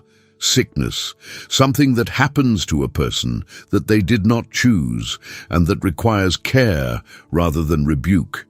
That naming matters more than almost anything else in this lesson, because people in long seasons of waiting are so often told by well-meaning believers that their discouragement is a problem with their faith. Proverbs disagrees. Deferred hope makes the heart sick. That is simply what it does. to the faithful and the unfaithful alike, to the person praying daily and the person who has stopped. It is a description of the human constitution, not an accusation against your character. And it explains something that people in long waits often find bewildering about themselves. Why the waiting gets harder rather than easier as it extends. We expect to adapt. We assume the 5th year of infertility or job seeking or praying for a wandering child or living with chronic illness will hurt less than the first because we have grown accustomed. It usually hurts more. Hope is not a resource that regenerates freely. Each renewal costs something, and after enough renewals, people begin, quite rationally, to protect themselves by hoping less. That protective numbness is not cynicism. It is the heart trying to stop the bleeding. Then the second half, and it is not offered as a rebuke to the first. When the desire cometh, it is a tree of life. The Hebrew for desire here, tava, means the longed-for thing itself. When it finally arrives, it does not merely relieve the sickness. It becomes a tree of life, the great image of the book, the restoration of what was lost in the garden. Proverbs is saying that the fulfillment, when it comes, is not merely proportional to the wait. It is disproportionate. It is life. So if you are in the deferral right now, take 2 things from this verse. First, you are not failing. You are describing an accurately predicted experience of a human heart, and Scripture named it thousands of years before you got here. Second, this verse assumes the desire arrives. It does not promise when, and honesty requires admitting that in this life some deferrals are not resolved. But the book of which this is one page ends with every tear wiped away, and that ending is not a metaphor for coping. It is the eventual fact toward which every deferred hope in this world is leaning. Lesson 30. He that walketh with wise men shall be wise. The slow contagion. Proverbs 13:20. He that walketh with wise men shall be wise, but a companion of fools shall be destroyed. The mechanism in this verse is not instruction, it is proximity. The wise man in this proverb does not teach you, you walk with him, and something transfers. That is a very different theory of how people change than the one most of us operate on. We tend to believe we are shaped by our decisions, our convictions, and our stated values. Proverbs suggests we are shaped far more powerfully by whoever we spend unstructured time near, not because they persuade us of anything, but because prolonged exposure resets the baseline of what seems normal. We calibrate to our surroundings continuously and unconsciously, and by the time the calibration is complete, it does not feel like influence. It feels like our own opinion. Watch how the mechanism actually runs. Spend a year around people who complain, and you will not notice becoming a complainer. You will notice that there is unusually much to complain about. Spend a year around people who are generous, and generosity stops seeming like an act of unusual virtue and starts seeming like ordinary behavior. The category of the normal is not fixed. It is set by the room, and you are always in a room. Note also the verb, walketh. Not studies under, not admires, not follows online. Walk. It implies duration, ordinariness, shared movement through actual life. And that is a real challenge in an age when almost all of our exposure to admirable people is mediated. You can consume 100 hours of a wise person's content and be shaped far less than by 10 hours in a kitchen with someone unremarkable and good. The transfer requires presence because most of what transfers is not verbal. Then the sharp second half, a companion of fools shall be destroyed. The Hebrew has a word play. The verb suggests being broken or shattered, and the tense implies process, not event. Nobody is destroyed by an evening. They are destroyed by 400 evenings, none of which appeared consequential. Which is why this proverb has to be applied while the stakes still look low. Look at your calendar for the last month and ask who you are actually walking with. because those people are not merely your friends. Over time, they are your future. Lesson 31. Every wise woman buildeth her house. What is being built beneath the days? Proverbs 14:1. Every wise woman buildeth her house, but the foolish plucketh it down with her hands.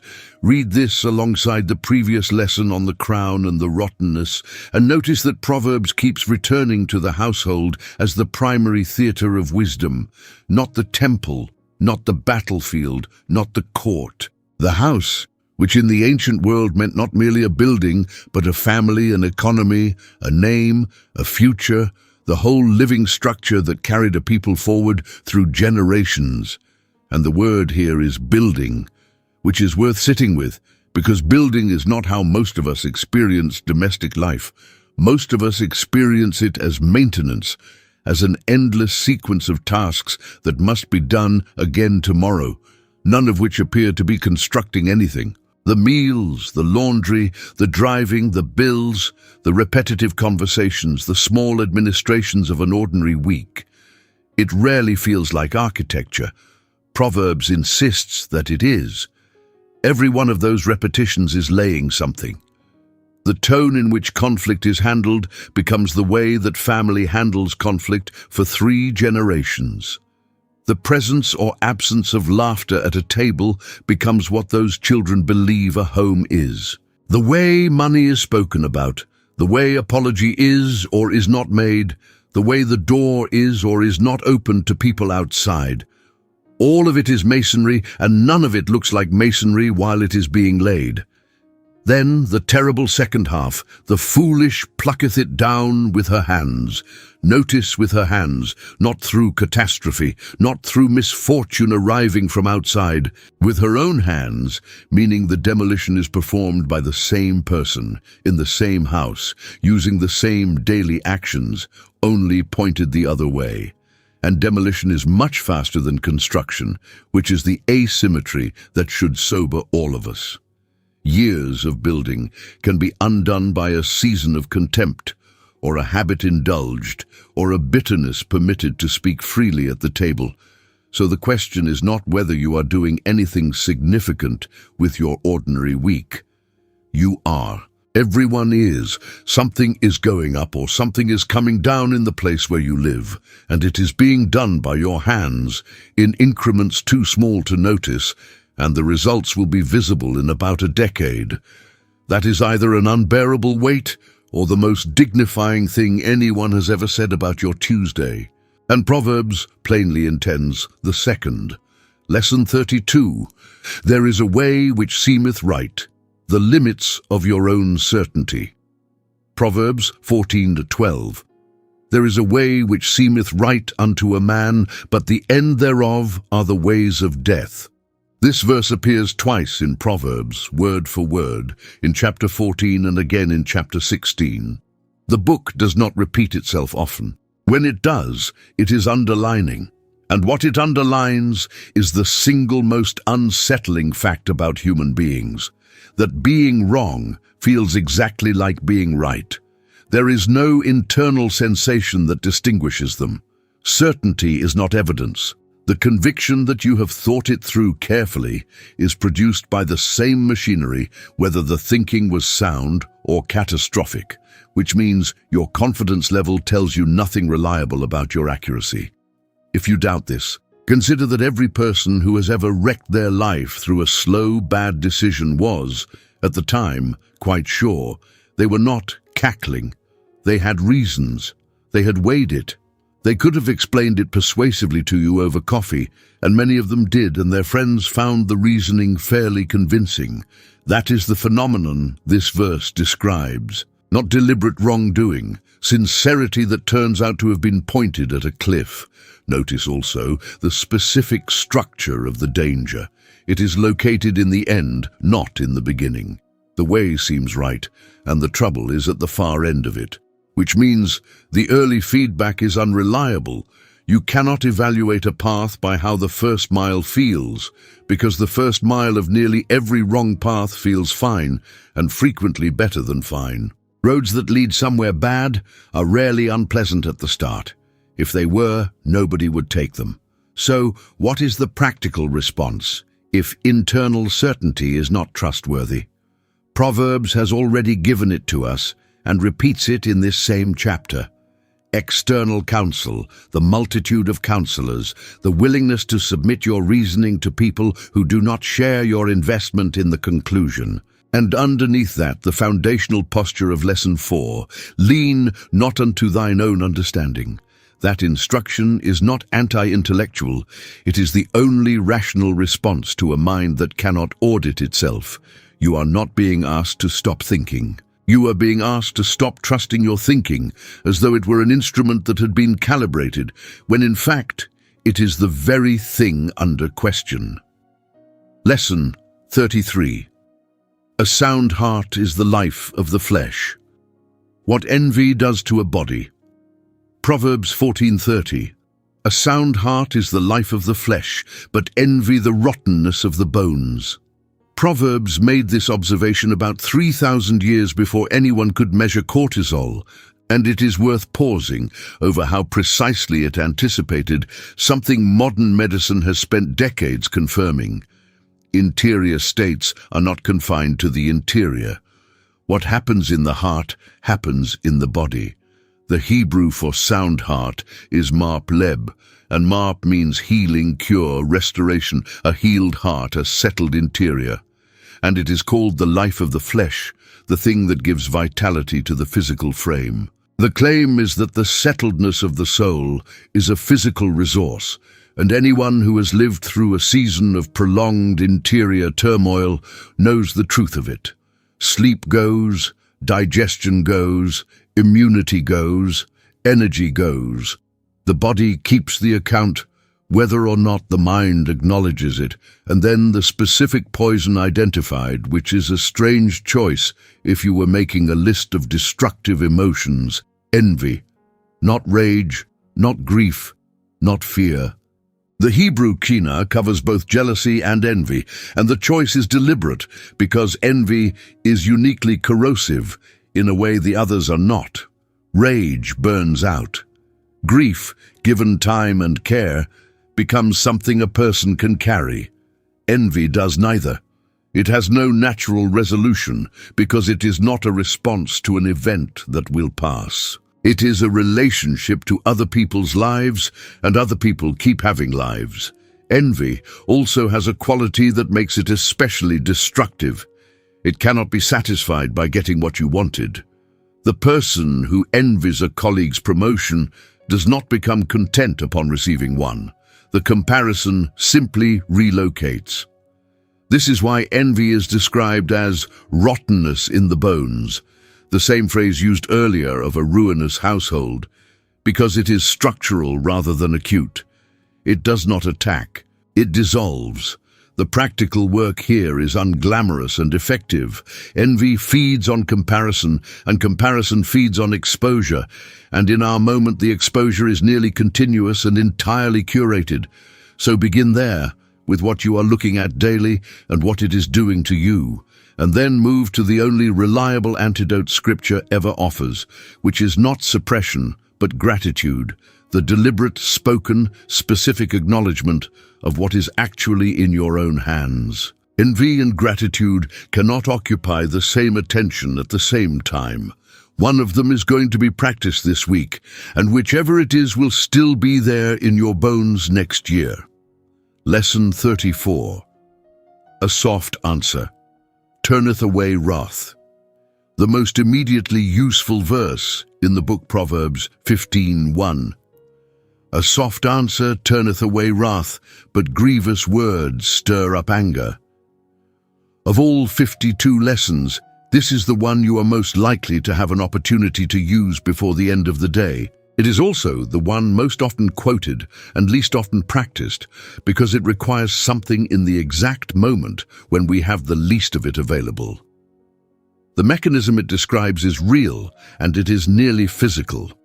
An angry exchange is escalatory by default, each response setting the temperature for the next, both parties responding to the last thing rather than to the actual issue, until neither can remember what the argument was originally about. A soft answer breaks the escalation because it declines to supply the next rung. There is nothing to climb. The Hebrew word for soft is rak, tender, gentle, yielding. And it is worth being clear about what it does not mean, because this verse has been used to silence people who needed to speak. Soft does not mean agreeing. It does not mean surrendering the point, apologizing for something you did not do, or accepting an accusation to end the discomfort. You can say something firm, and even something hard, softly. In fact, the softness is precisely what makes the hard thing hearable. A person who is being shouted at hears volume and nothing else, while a person addressed quietly is forced to hear the content. Notice also the word turneth away. The Hebrew shub means to turn back, to cause, to return. The soft answer does not absorb the wrath or endure it. It redirects it. Anger arriving at a soft response has nowhere to go and dissipates, and this is observably true. Everyone has watched a furious person deflate mid-sentence when the expected resistance did not arrive. The difficulty, of course, is that the soft answer must be produced at the precise moment when your body is flooded with everything that makes softness feel impossible and unjust. Which is why this is not a technique, but a formation. You will not decide to be gentle mid-argument if gentleness is not already the thing being built in you on ordinary days. That is what the last several lessons have been about.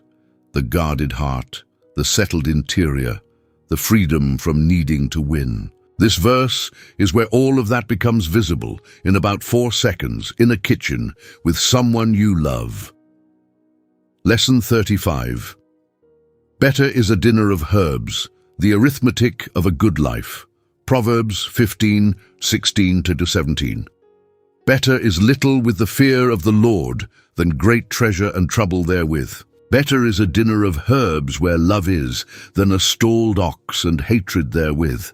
Proverbs uses this better than construction repeatedly, and every time it does, it is performing the same operation, forcing a comparison that our instincts refuse to make honestly. We are extremely good at comparing quantities and extremely bad at comparing conditions. More money against less money is easy. Less money with peace against more money with trouble requires a scale most people never build. The second image is the vivid one. A stalled ox was the finest meal available in that world, a fattened animal, kept in the stall specifically to be eaten at a feast, the ancient equivalent of the most expensive thing on the menu. Herbs were what poor households ate. So the comparison is not between comfortable and slightly less comfortable. It is between a banquet and vegetables. And the verse says, the vegetables win, provided that love is at the table. Anyone who has attended both kinds of meal knows this to be exactly true, and knows how quickly the food stops mattering. A tense table ruins anything served on it.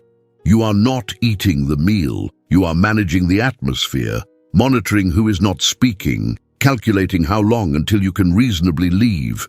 Whereas a table with love at it can be almost bare, and people will stay for 4 hours. Notice that both halves of the pairing name the poison precisely: trouble and hatred. The problem in each case is not the wealth itself. Proverbs is not remotely against prosperity and blesses it repeatedly. The problem is what the wealth is keeping company with. Great treasure with trouble, a feast with hatred. The book is simply insisting that these things be counted together rather than separately, because in real life they arrive together and we habitually price only one of them. So, run the arithmetic honestly this week on whatever you are currently pursuing. Not, will this get me more, but what will be sitting at the table alongside the more. That is the whole discipline.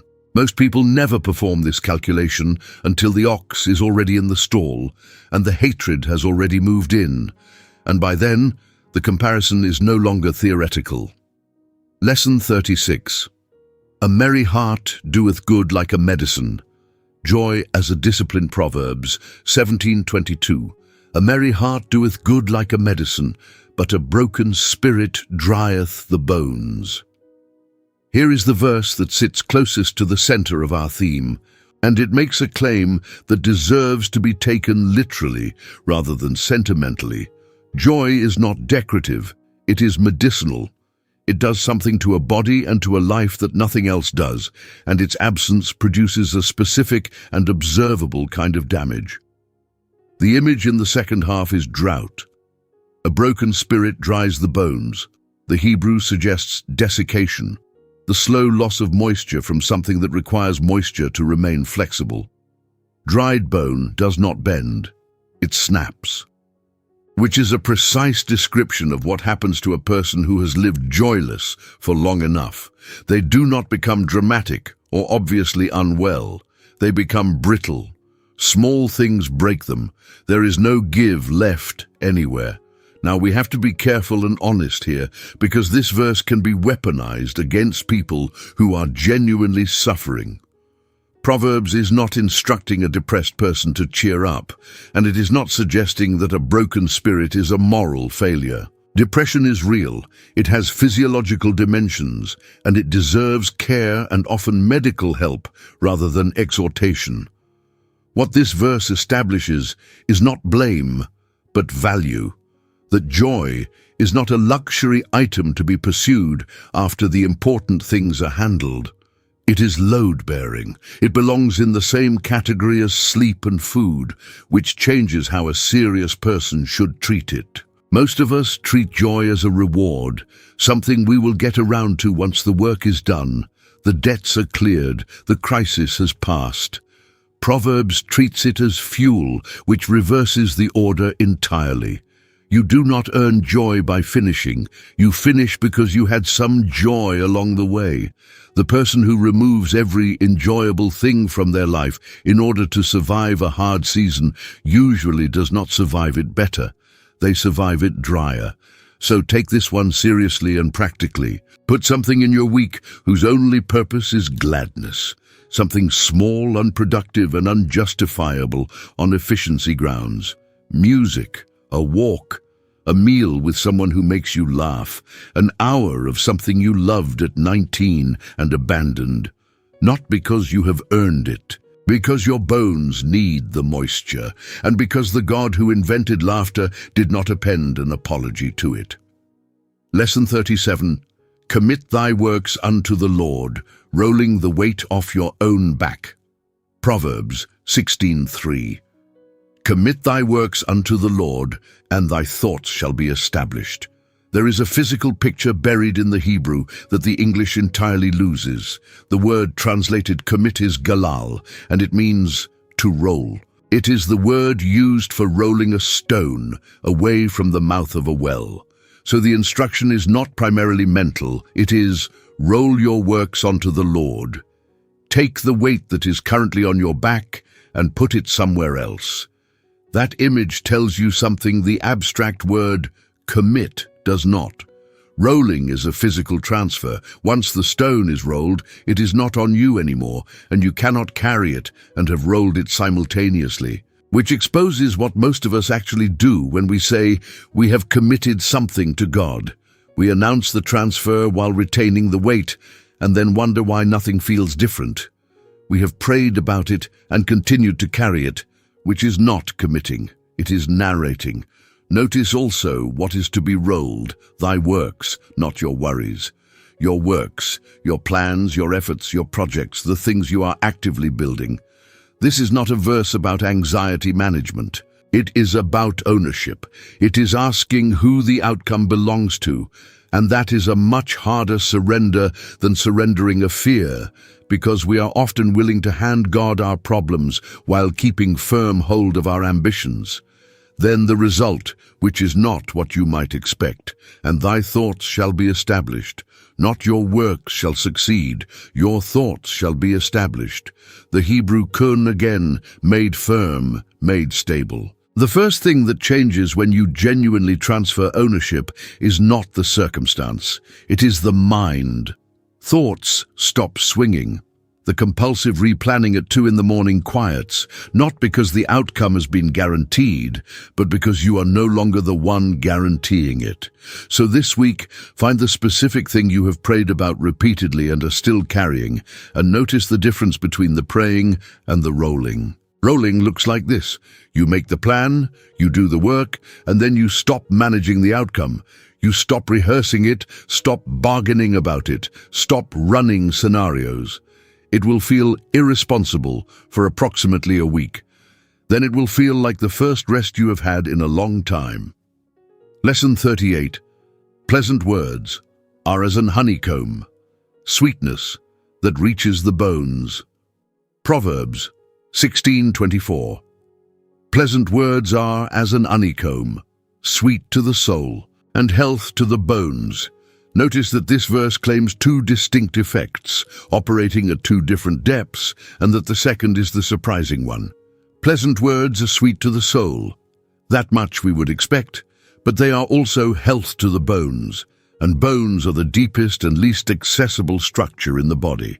Something that enters through the ear reaches all the way there. The honeycomb was the ancient world's sweetest substance and one of its few medicines. Honey was applied to wounds. It was given to the weak. It was the standard by which anything pleasant was measured. So the comparison is doing double duty. Pleasant words are both a delight and a treatment. They are the thing you enjoy and the thing that heals you, which is a rare combination in any category. Consider how much this raises the stakes on ordinary speech. If words merely pleased, then kindness would be a courtesy. Nice, optional, of modest importance. If words reach the bones, then speech is a form of medical practice conducted by amateurs on one another all day long, mostly without any awareness that treatment is occurring. And the same reach that makes a kind word medicinal makes a cruel one structural, which is exactly why people can quote verbatim something said to them at 14. There is one more thing in the phrase, pleasant words, worth noting. The Hebrew nome is the same root used back in chapter 3, where the ways of wisdom were called ways of pleasantness. Pleasant speech is not flattery, and it is not the avoidance of hard truth. It is speech that fits, that is agreeable in the deep sense, that belongs, that has been shaped for the person receiving it, rather than merely emitted in their direction. Flattery is sweet on the surface and reaches nothing. This reaches bone.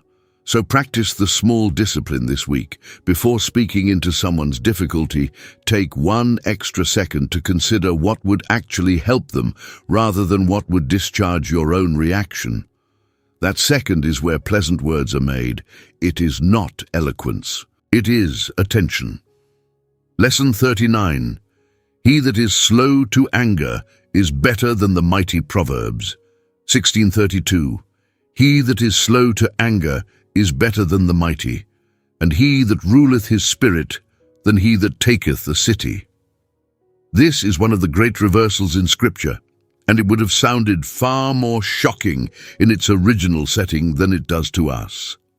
In the ancient world, taking a city was the highest human achievement available.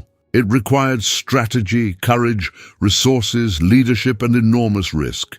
It made a man's name permanent, and Proverbs sets it beside a man who did not raise his voice at dinner and declares the second man greater. Understand what is actually being compared. Conquering a city is control exercised outward. Ruling your own spirit is control exercised inward. And the book is stating flatly that the second is harder and worth more, which anyone who has attempted both would confirm. It is entirely possible to command armies and be governed by your own temper, and history is largely a record of men who could take a city and could not survive an insult. The phrase, slow to anger, deserves attention, because it does not say, does not get angry. The Hebrew is literally long of nostrils, an idiom drawn from the flaring of the nose in rage, meaning the distance is long between the provocation and the eruption. It is a description of latency, not absence. Anger still comes. It simply has to travel further before it arrives, and in the extra distance, choice becomes possible. That is a genuinely encouraging distinction, because it means the goal is not to become a person who feels nothing when wronged. That would not be virtue, it would be numbness, and Scripture consistently portrays God himself as capable of anger. The goal is to lengthen the fuse, to create space between the stimulus and the response, and to make decisions in that space rather than after it. And note that this is the same word used of God throughout the Old Testament. The Lord is slow to anger and plenteous in mercy. The character being asked of you here is the character God has demonstrated toward you across the entire span of your life. Every occasion on which you were not immediately met with what you deserved was a demonstration of the very thing this verse is asking you to extend to someone else this week. Lesson 40. The name of the Lord is a strong tower. Where to run? Proverbs 18:10. The name of the Lord is a strong tower. The righteous runneth into it and is safe. The image is architectural and would have been immediately concrete to the original readers. Ancient cities were built with a fortified tower at the center, the Migdal, the last refuge. If the walls were breached, if the gates failed, if the enemy was already in the streets, people ran there. It was not decorative. It was the answer to the question, when everything else has failed, where do you go? Proverbs says, the name of the Lord is that place. Not a promise of the Lord, not a doctrine about the Lord. The name, which in Hebrew thought meant the revealed character and nature of a person, everything they have shown themselves to be. To run into the name of God is to run into who he has demonstrated himself to be over the entire history of his dealings with people. Notice the verb, because it is the operative word in the verse, runneth. The tower does not move, it does not come and get you. It has been standing in the middle of the city your whole life, and its existence is of no practical use to a person who does not go there. This is why so many believers hold a fully orthodox theology and experience almost no refuge. The tower is real, the doctrine is correct, and they have never once run to it under pressure. They ran to worry instead, or to distraction, or to a screen, or to someone who would agree with them, all of which were closer. And is safe translates a Hebrew phrase that literally means is set on high, lifted up above the threat, which is a precise description of what actually changes when a person genuinely takes refuge in God. The circumstance is often unchanged. The enemy is still in the streets. What changes is elevation. You are looking at the same situation from a height, and from a height, things that were overwhelming at ground level become merely difficult. So the practical question for this week is not whether you believe in the tower. It is where your feet actually go in the first 90 seconds after bad news. That is your real refuge, whatever your theology says. And the good news of this verse is that the tower is not offended by how many years you have been running elsewhere. It is simply still standing, exactly where it has always been, with the door open. Lesson 41. A man that hath friends must show himself friendly. Proverbs 18:24. A man that hath friends must show himself friendly, and there is a friend that sticketh closer than a brother. This verse contains one of the more honest observations in the book about how relationships actually work, and it lands hard in an era of widespread and well-documented loneliness. The first half states a plain principle. Friendship is not something that happens to you, it is something you do. The Hebrew of this line is famously difficult and has been rendered several ways, but every reading points in the same direction, that companionship requires initiation, that people who have friends are people who have behaved as friends, and that waiting to be pursued is a strategy which produces exactly what it usually produces. That is uncomfortable to hear if you are lonely, and it should be said gently, because loneliness is not evidence of failure, And many people are isolated by circumstances they did not choose. Illness, relocation, grief, caregiving, the simple attrition of middle age when everyone's calendar closes. But the mechanism is still worth knowing. Adult friendship almost never forms passively. It is built by someone who repeatedly does the slightly awkward thing, extends the invitation, follows up, sends the message that may not be answered, suggests the specific date rather than the vague someday. Almost everyone is waiting for someone else to do this. The person who stops waiting acquires friends. Then the second half, which shifts registers entirely. There is a friend that sticketh closer than a brother. In a society organized entirely around blood relation, this was a radical claim. Brothers were obligated to you by birth. This is describing something chosen, a bond that is not owed, and therefore, in a certain sense, weighs more, because nothing compels it to continue except the continuing choice of the person offering it. Christians have long heard Christ in that line, and rightly, since he is the friend who remained when everything else fell away, and who called his disciples friends rather than servants. But do not let the vertical reading erase the horizontal one. Proverbs is also describing something available between ordinary human beings, and it is asking whether you are that for anyone, not whether you have such a friend, whether you are one for someone who has no claim on you at all. Lesson 42. He that answereth a matter before he heareth it. Proverbs 18:13. He that answereth a matter before he heareth it, it is folly and shame unto him. This is perhaps the least spiritual-sounding verse in the entire book, and it may be the one that would most improve the average life if actually obeyed. It describes a behavior all of us perform daily, usually without any awareness that we are performing it. The behavior is this: forming the response while the other person is still talking, not interrupting necessarily. Most of us are too polite for that. Simply listening in a mode that is not actually listening, in which the incoming words are being scanned for the point at which our own prepared reply can be inserted. And Proverbs calls this what it is, in the strongest terms it has: folly and shame. Why shame? Because it is a form of contempt, however unintentional. Answering before hearing communicates that the other person's account was not required, that you already knew enough, that their perspective was a formality, which is precisely what makes people feel unheard in marriages, in workplaces, in churches, and in families. It is rarely that they were contradicted. It is that they were answered too quickly, and the speed itself was the message. Notice that the verse says folly, which in this book is not the same as making a mistake. Folly is a structural error in how a person operates.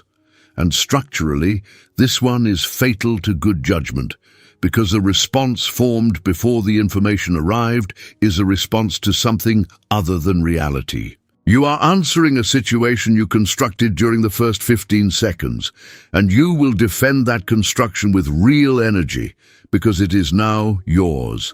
The remedy is not complicated, and it is very difficult. Ask one more question before responding. Just one, every time.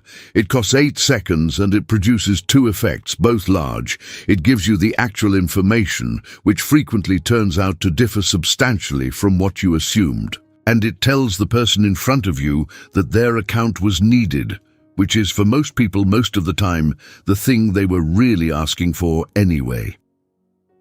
Lesson 43. The discretion of a man deferreth his anger. Proverbs 19:11. The discretion of a man deferreth his anger, and it is his glory to pass over a transgression. We have already looked at slowness to anger. This verse adds something further and in some ways more advanced: the choice not to address an offense at all. The phrase is pass over a transgression, and the Hebrew abar means to cross over, to move past, to let something go by. And Proverbs calls this a man's glory. His tifereth, his beauty, his honor, the thing that adorns him, not his tolerance, not his weakness, his glory. The book is asserting that the capacity to let a real offense go unaddressed is among the most admirable things a human being can do. This requires immediate qualification because it is easily misapplied. Passing over is not the same as suppressing, and it is not appropriate for everything. Some transgressions must be addressed. Patterns, abuse, anything that will compound if unnamed, anything where silence enables harm. Proverbs elsewhere commands open rebuke and calls faithful wounds from a friend better than deceitful kisses. So this verse is not a mandate for permanent silence. It is a statement about proportion, and proportion is exactly what most of us lack. We address the wrong things, the small slights, the tone, the forgotten errand, the comment that could have been kinder, while leaving the genuinely important things unspoken for years. The result is relationships in which the trivial is constantly litigated and the essential is never discussed. Passing over is the discipline that clears space for the conversations that actually matter. By declining to spend the relationship's limited capital on things that will not matter by Thursday. Notice too that the verse ties this to discretion, sekel, insight, prudence, good sense. It is presented as an act of intelligence, not merely of patience. It takes real judgment to distinguish what must be addressed from what should simply be absorbed, and that judgment is developed rather than issued. So begin developing it this week with a simple test on the next small offense. Will this matter in a month? If not, let it cross over. Say nothing, not as a suppression but as a gift. And notice how much lighter the relationship becomes when it is not carrying the record. Lesson 44. Many devices in a man's heart, making plans you can hold loosely. Proverbs 19:21. There are many devices in a man's heart, nevertheless the counsel of the Lord that shall stand. Read this verse carefully and notice what it does not say. It does not say that human plans are foolish or arrogant or something to be repented of. It says there are many of them, and that God's counsel is the one that stands. Those are two different criticisms, and only the second one is being made. Proverbs is emphatically pro-planning. It praises foresight relentlessly, admires the ant for provisioning in summer, and warns repeatedly about the ruin that follows from failing to think ahead. So this verse is not an argument for drifting. It is an argument about grip. Make the plans. Make many of them. Hold them the way you would hold something borrowed. The word nevertheless is carrying the whole verse. Your devices and God's counsel are not in competition. They are on different levels. You are planning inside a story whose author is someone else, and the plot has an ending you were not consulted about. And this is, on examination, extraordinarily good news. If your plans always prevailed, your life would be limited to the ceiling of your own foresight, which is roughly 4 feet in a very large building. Everyone who has lived a while has evidence of this.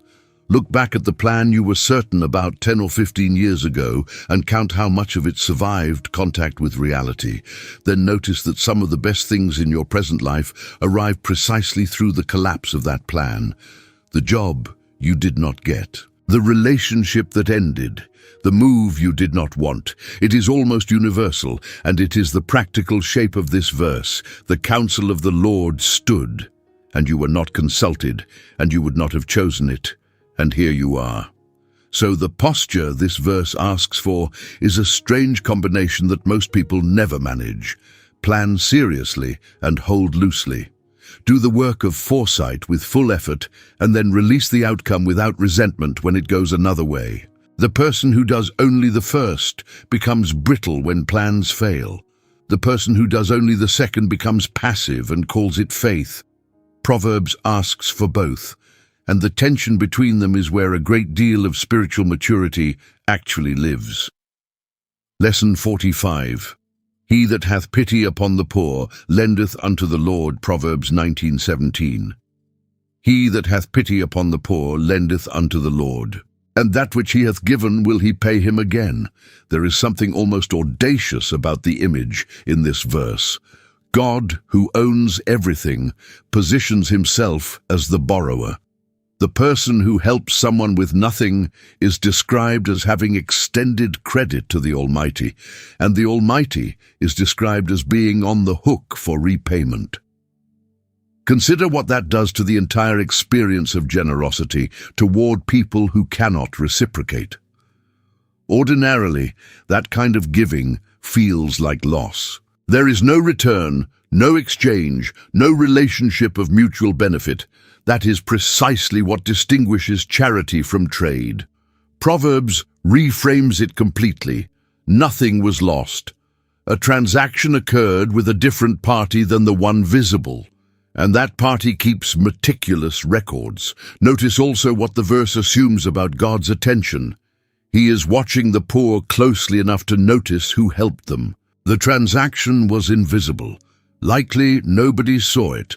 Likely nobody thanked you properly. Likely the person you helped forgot within the month. And God treats it as a personal loan to himself. Jesus would later take this same idea considerably further, saying that what is done to the least of these is done to him, which is the identification pressed to its limit. We should be honest that this verse also contains a warning by implication. If helping the poor is lending to God, then ignoring the poor is not merely a failure of kindness. It is a decision made in the presence of someone who considers himself involved. Proverbs elsewhere states this bluntly. Whoever oppresses the poor reproaches his maker. The connection between how a society treats its weakest members and how it stands before God runs through the entire Old Testament, and it is not a peripheral theme. But the tone here is invitation rather than threat. It is an offer of remarkable terms. You are being told that a category of giving which appears to be pure expenditure is in fact the safest deposit available anywhere, guaranteed by the only party in existence who cannot default. That is not a reason to give, but it is a reason to stop being afraid of giving, which is what stops most of us. Lesson 46. The spirit of man is the candle of the Lord, the search of the inner parts. Proverbs 20:27. The spirit of man is the candle of the Lord, searching all the inward parts of the belly. This is one of the most mysterious verses in Proverbs, and one of the most useful once its image is understood. A candle in the ancient world was not ambient lighting. It was a search instrument.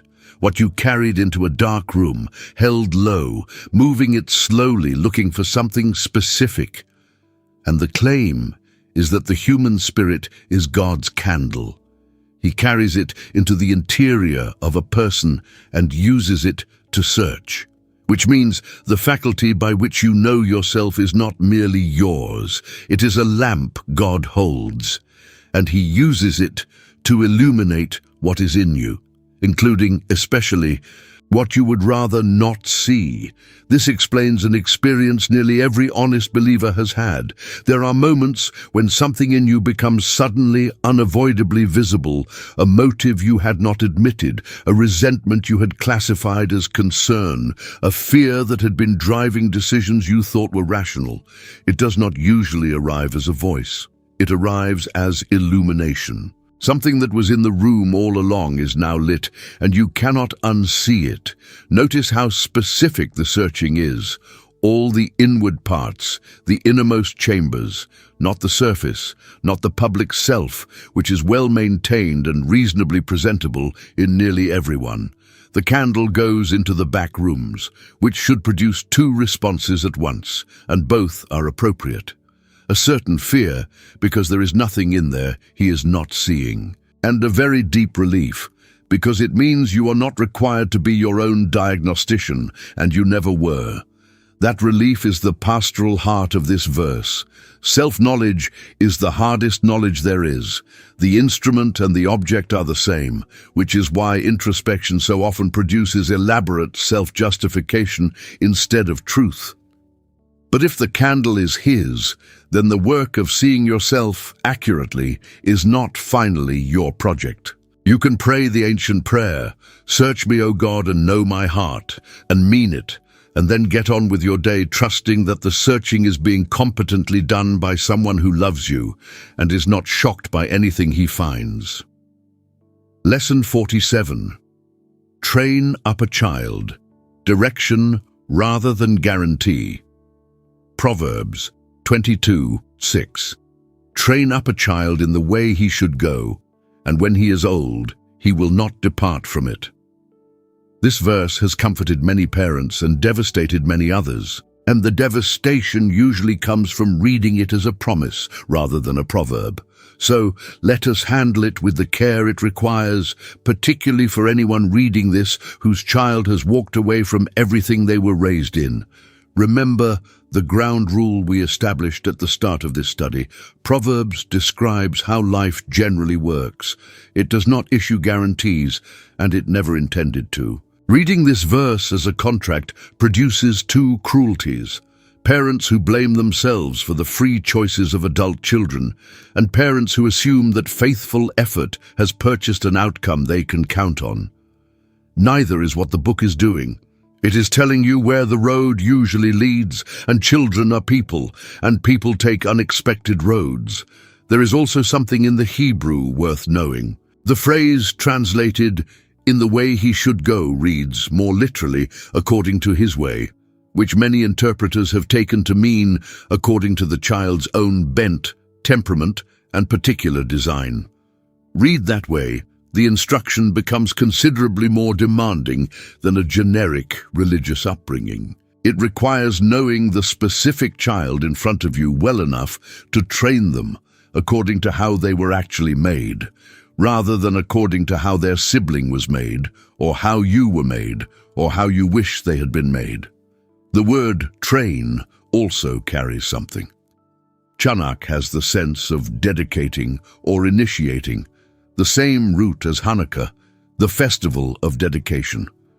It suggests something closer to consecration than to instruction. You are not merely transmitting information to a child, you are dedicating a person toward a direction, largely through what you are rather than what you say. So, to the parent in the middle of it, the work is real and it matters, and you should do it with everything you have. And to the parent whose child has gone, this verse was never a mechanism that you failed to operate correctly. The God who wrote it has more sons and daughters who wandered than you have, and He is still working on every one of them, in a story that is not finished merely because the current chapter is painful to read. Lesson 48. A good name is rather to be chosen than great riches. Proverbs 22:1.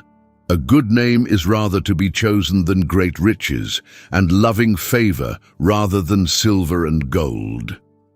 A name in the biblical world was not a label.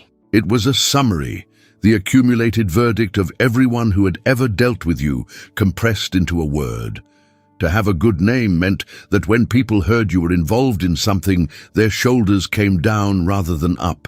And Proverbs says that this is to be chosen over great riches, which implies that a choice between them will actually present itself. That is the substance of the verse. It is not merely ranking two goods. It is telling you that the moment will come when you can have one or the other, and that the moment will not announce itself as a moral crossroads. It will look like an ordinary business decision, an ordinary omission, an ordinary bit of positioning that nobody would notice. Consider what makes a good name so valuable in strictly practical terms. It is slow to build and instant to lose, which makes it the most asymmetric asset a person can hold. 20 years of reliability can be undone by one afternoon, and nothing rebuilds it faster the second time. In fact, the rebuilding is considerably harder because people are now watching for confirmation. Money does not behave this way. Money can be lost and made again in the same decade. Reputation is far less forgiving, which is precisely why it is worth more.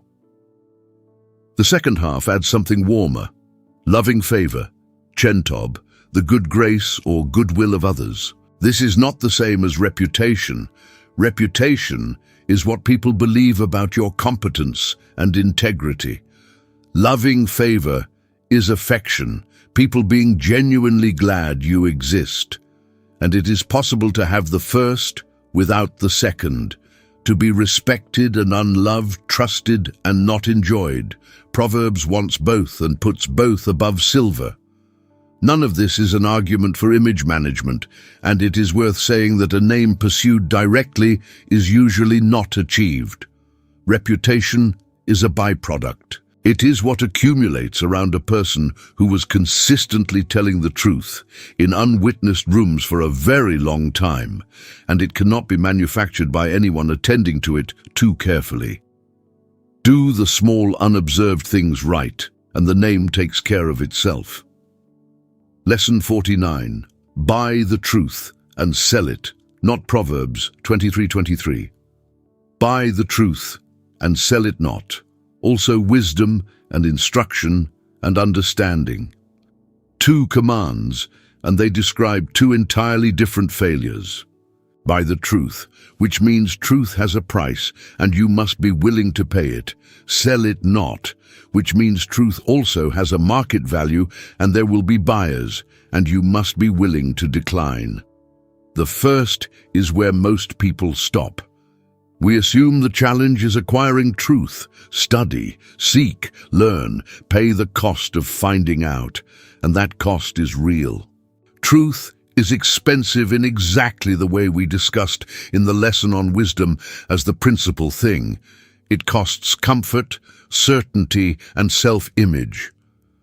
But the second command is the one that catches mature people, and it assumes something unsettling, that a person who has genuinely paid for truth may later be offered enough to part with it. Nobody sells truth cheaply. They sell it for something substantial: a career, a marriage, a community they cannot bear to be exiled from, a peace they are exhausted from doing without. The sale is almost never a dramatic betrayal. It is a slow reclassification in which something you knew becomes something you no longer mention, and then something you no longer think about, and then something you would sincerely deny having believed. Notice that the verse gives no price at which selling is acceptable. It does not say, "Sell it not cheaply." It says, "Sell it not," which means the person who has bought the truth has to decide in advance and in the abstract that there is no offer, because the offer, when it comes, will be specific and reasonable and will arrive at the moment of maximum fatigue. The three words appended at the end deserve one moment: wisdom, instruction, understanding. Chokma, musar, bina. Skill in living, the discipline that shapes you, and the capacity to distinguish between things. Buy all three, says Proverbs. Not one of them will come free, and every one of them, once purchased, will eventually attract a buyer. Lesson 50. A just man falleth 7 times, the definition that changes everything. Proverbs 24:16. For a just man falleth 7 times, and riseth up again, but the wicked shall fall into mischief. This verse quietly overturns almost everything most of us assume about righteousness, and it may be the most liberating sentence in the entire book. Read it slowly and notice what it does not say. It does not say that a just man falls occasionally, or that he falls and then eventually recovers his standing, or that righteousness is measured by how rarely a person fails. It says, the just man falls 7 times. 7 in Hebrew usage is the number of completeness, not a literal count, but a way of saying fully, thoroughly, as many times as it takes. The just man falls completely and repeatedly, and this is stated not as an exception to his justness, but as a description of it, which means the difference between the just and the wicked in this verse is not the falling. Both fall. The difference is entirely in what happens next.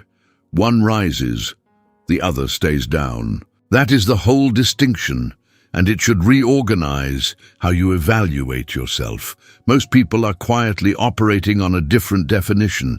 They believe that righteousness means not falling, and so each fall is experienced as evidence against their whole standing, proof that they are not really what they hoped they were. That belief is precisely what keeps people down after a fall, because if the fall disproved you, then getting up is dishonest. Why rise if rising is a pretense? Proverbs cuts that off entirely. The falling was expected. It was written into the description. Your seventh failure at the same thing does not remove you from the category of the just. It places you exactly where this verse said the just would be found. What defines you is the getting up, and getting up is available today, regardless of how many times it has been done before. So if you are down right now over something recent, something habitual, something you have confessed so many times the words have gone thin, hear this correctly, you are not disqualified. You are on schedule. Rise. That is the only instruction, and it does not come with a limit on how often it may be obeyed. Lesson 51. Iron sharpeneth iron, the friction you actually need. Proverbs 27:17. Iron sharpeneth iron, so a man sharpeneth the countenance of his friend.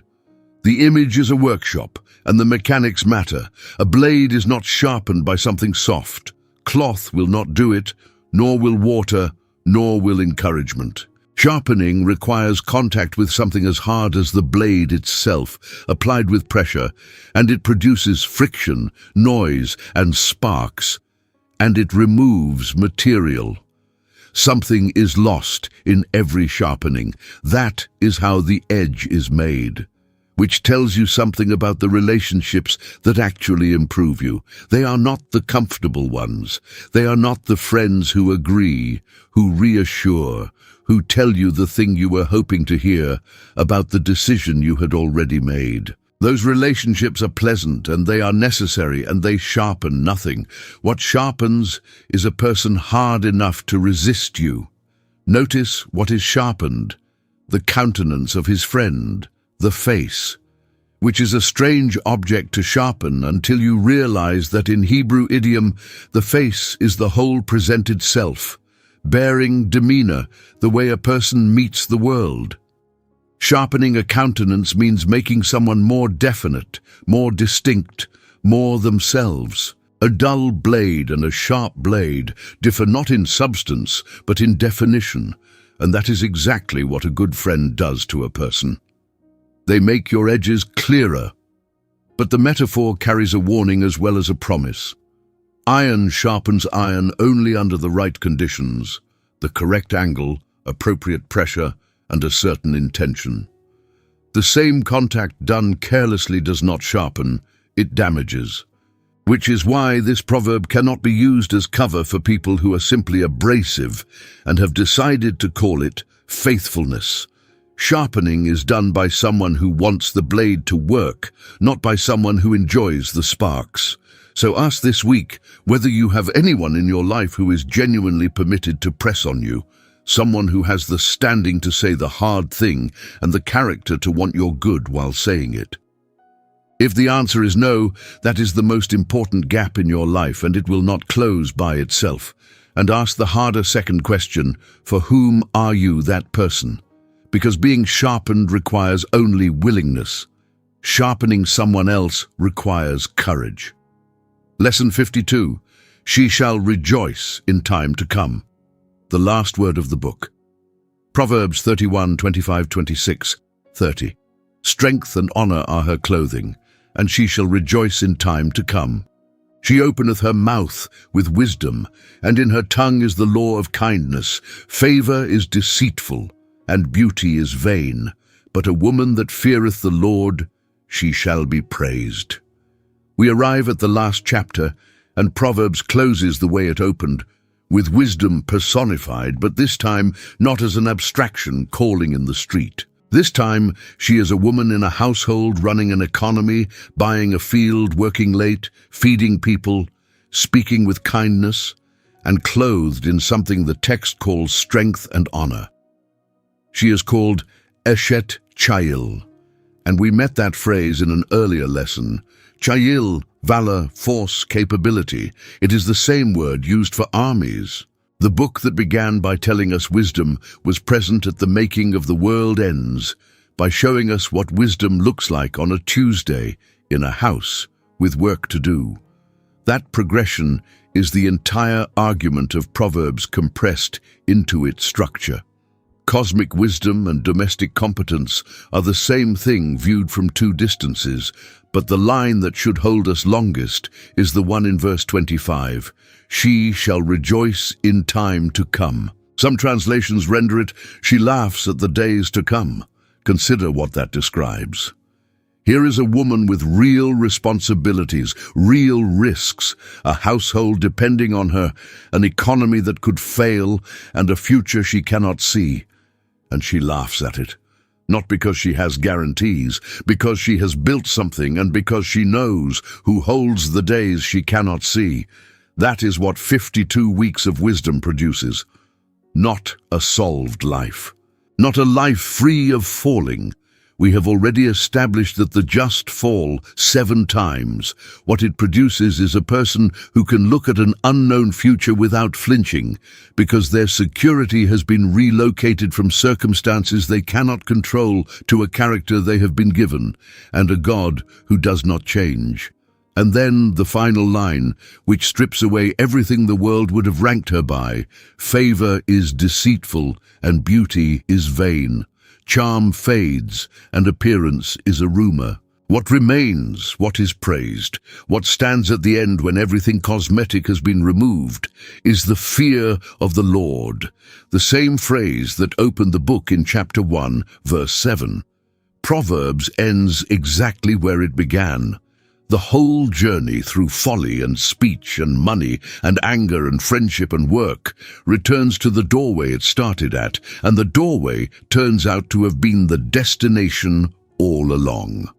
A word to the one who is tired of trying. We want to stop here, at the end of the 52 lessons and before the final blessing, and speak to one person rather than to everyone. You know if it is you. You are the one who has read or listened to something like this before, more than once, possibly many times. You have made the notes and underlined the verses and started the plan on the first of the month. And you have watched with a kind of weary familiarity as it all quietly dissolved by the 3rd week. And somewhere underneath the listening today, there has been a small voice pointing out that you have been here before and that nothing lasting came of it last time either. We are not going to argue with you about that. We are going to tell you something else instead. The reason it did not hold was almost certainly not a failure of sincerity. You meant it. You mean it now. The reason it did not hold is that you were trying to change a life the way a person changes a plan, and lives do not change that way. They change the way a canyon deepens, by the same water, over the same stone, for longer than seems reasonable. Every attempt you made that dissolved by the 3rd week was not wasted, it was water. It moved some rock that you could not see moving, and the fact that you are still here, still listening, still willing to try again after all the previous times, is itself evidence of something that has been quietly working in you for years. And here is what Proverbs would say to you if it could speak directly. It would say, a just man falleth 7 times. It would say, the path of the just shines more and more, and that you cannot see a sunrise happening. It would say that wisdom is still in the street, still shouting, still calling to whoever is simple and open and has not yet decided. It has not stopped calling because you did not answer last year. You are not behind. There is no cohort you have fallen out of, no schedule you have missed, no version of your life that has already been forfeited. The fear of the Lord is still the beginning of knowledge. And beginning is a thing that remains available at every age, in every condition, after every number of previous beginnings. The doorway does not close because you have walked past it before. So do not take 52 lessons away from today. Take one. Choose the single lesson that pressed on something while you listened. You almost certainly know which one it was, and you have probably been arguing with it for several minutes now. Take only that. Work it for a week, and when you fail at it, which you will, do not conclude anything about yourself. Rise and continue, because that is what the just do, and it is the only difference between them and everyone else. The God who is described in this book is not standing at the end of your effort, waiting to see whether you made it. He has been walking beside you through every abandoned attempt, delighting, as wisdom delighted before the world was made, in the sons and daughters of men, including the ones who keep starting over. Especially them. Closing 52 weeks from now. We have come a long way together today. We began with a number, 52, the shape of one full turn of a life, and we have walked through it lesson by lesson. The fear of the Lord at the doorway, wisdom shouting in the street, the silver that has to be mined, the heart that has to be guarded above all guarding. We have looked at money and anger and friendship and speech, at the ant and the tower and the candle, at the soft answer and the good word and the just man who keeps getting up. And we have ended where the book ends, with a woman clothed in strength who laughs at the days to come, and with the same 6 words that opened the whole thing. The fear of the Lord is the beginning. 52 weeks from today, you will be someone. That is not in question. The only open question is who, and that question is not going to be settled by anything dramatic. It will be settled by ordinary Tuesdays, by the tone you use when you are tired, by the good you do not defer, by who you walk with, by what you roll onto the Lord instead of carrying, by whether you rise the 7th time. The grain of the universe has not changed since Solomon watched it. Work with it and things fit together. Work against it and everything splinters, however sincere you were. Before you go, would you do one thing? If you have not already, tap subscribe and turn on the notification bell while you're there. It is free, it takes one tap, and it simply means the next teaching finds you, rather than depending on you to remember. We are going deeper into these ancient wells in the weeks ahead, an unhurried walk through the Psalms of Ascent, a long study on the prayers of Jesus, and a slow journey through the promises God has made and kept across the whole sweep of Scripture. We would very much like you to be here when those arrive. And if this has been worth your time today, a like and a share carry it further than we ever could, to someone who's going to need exactly this on a night we will never know about. Then, before you close this, tell us the one line. Out of everything in these 52 lessons, there was one that landed somewhere and stayed. Put it in the comments. The lesson, the verse, or just the phrase you are still turning over. Not for us. For the person who scrolls down after you and finds that the thing they needed today was already sitting there, left by a stranger who had no idea they were writing it for them. And now, receive this blessing. May the fear of the Lord be the beginning of everything for you, not a weight on your shoulders, but a weight lifted off them, settling forever the question of who is holding the world together. May wisdom, who was rejoicing before the mountains were settled, and whose delight has always been with the sons of men, find you willing this year. May your heart be guarded, and may the river that flows from it bring life to everyone downstream of you. May you be a well in a dry place and a crown to the people closest to you. May your work be rolled onto the one who is strong enough for it, and may your thoughts be established because of it. May you rise the 7th time and the 8th and every time after that, and may you come to the end of these 52 weeks clothed in strength and honor, able to look at all the days you cannot see and laugh. Go in peace, go in wisdom, and go knowing that you are deeply, particularly, and unchangeably loved. The fear of the Lord is the beginning of knowledge. Proverbs 1:7. Happy is the man that findeth wisdom, and the man that getteth understanding. Proverbs 3:13.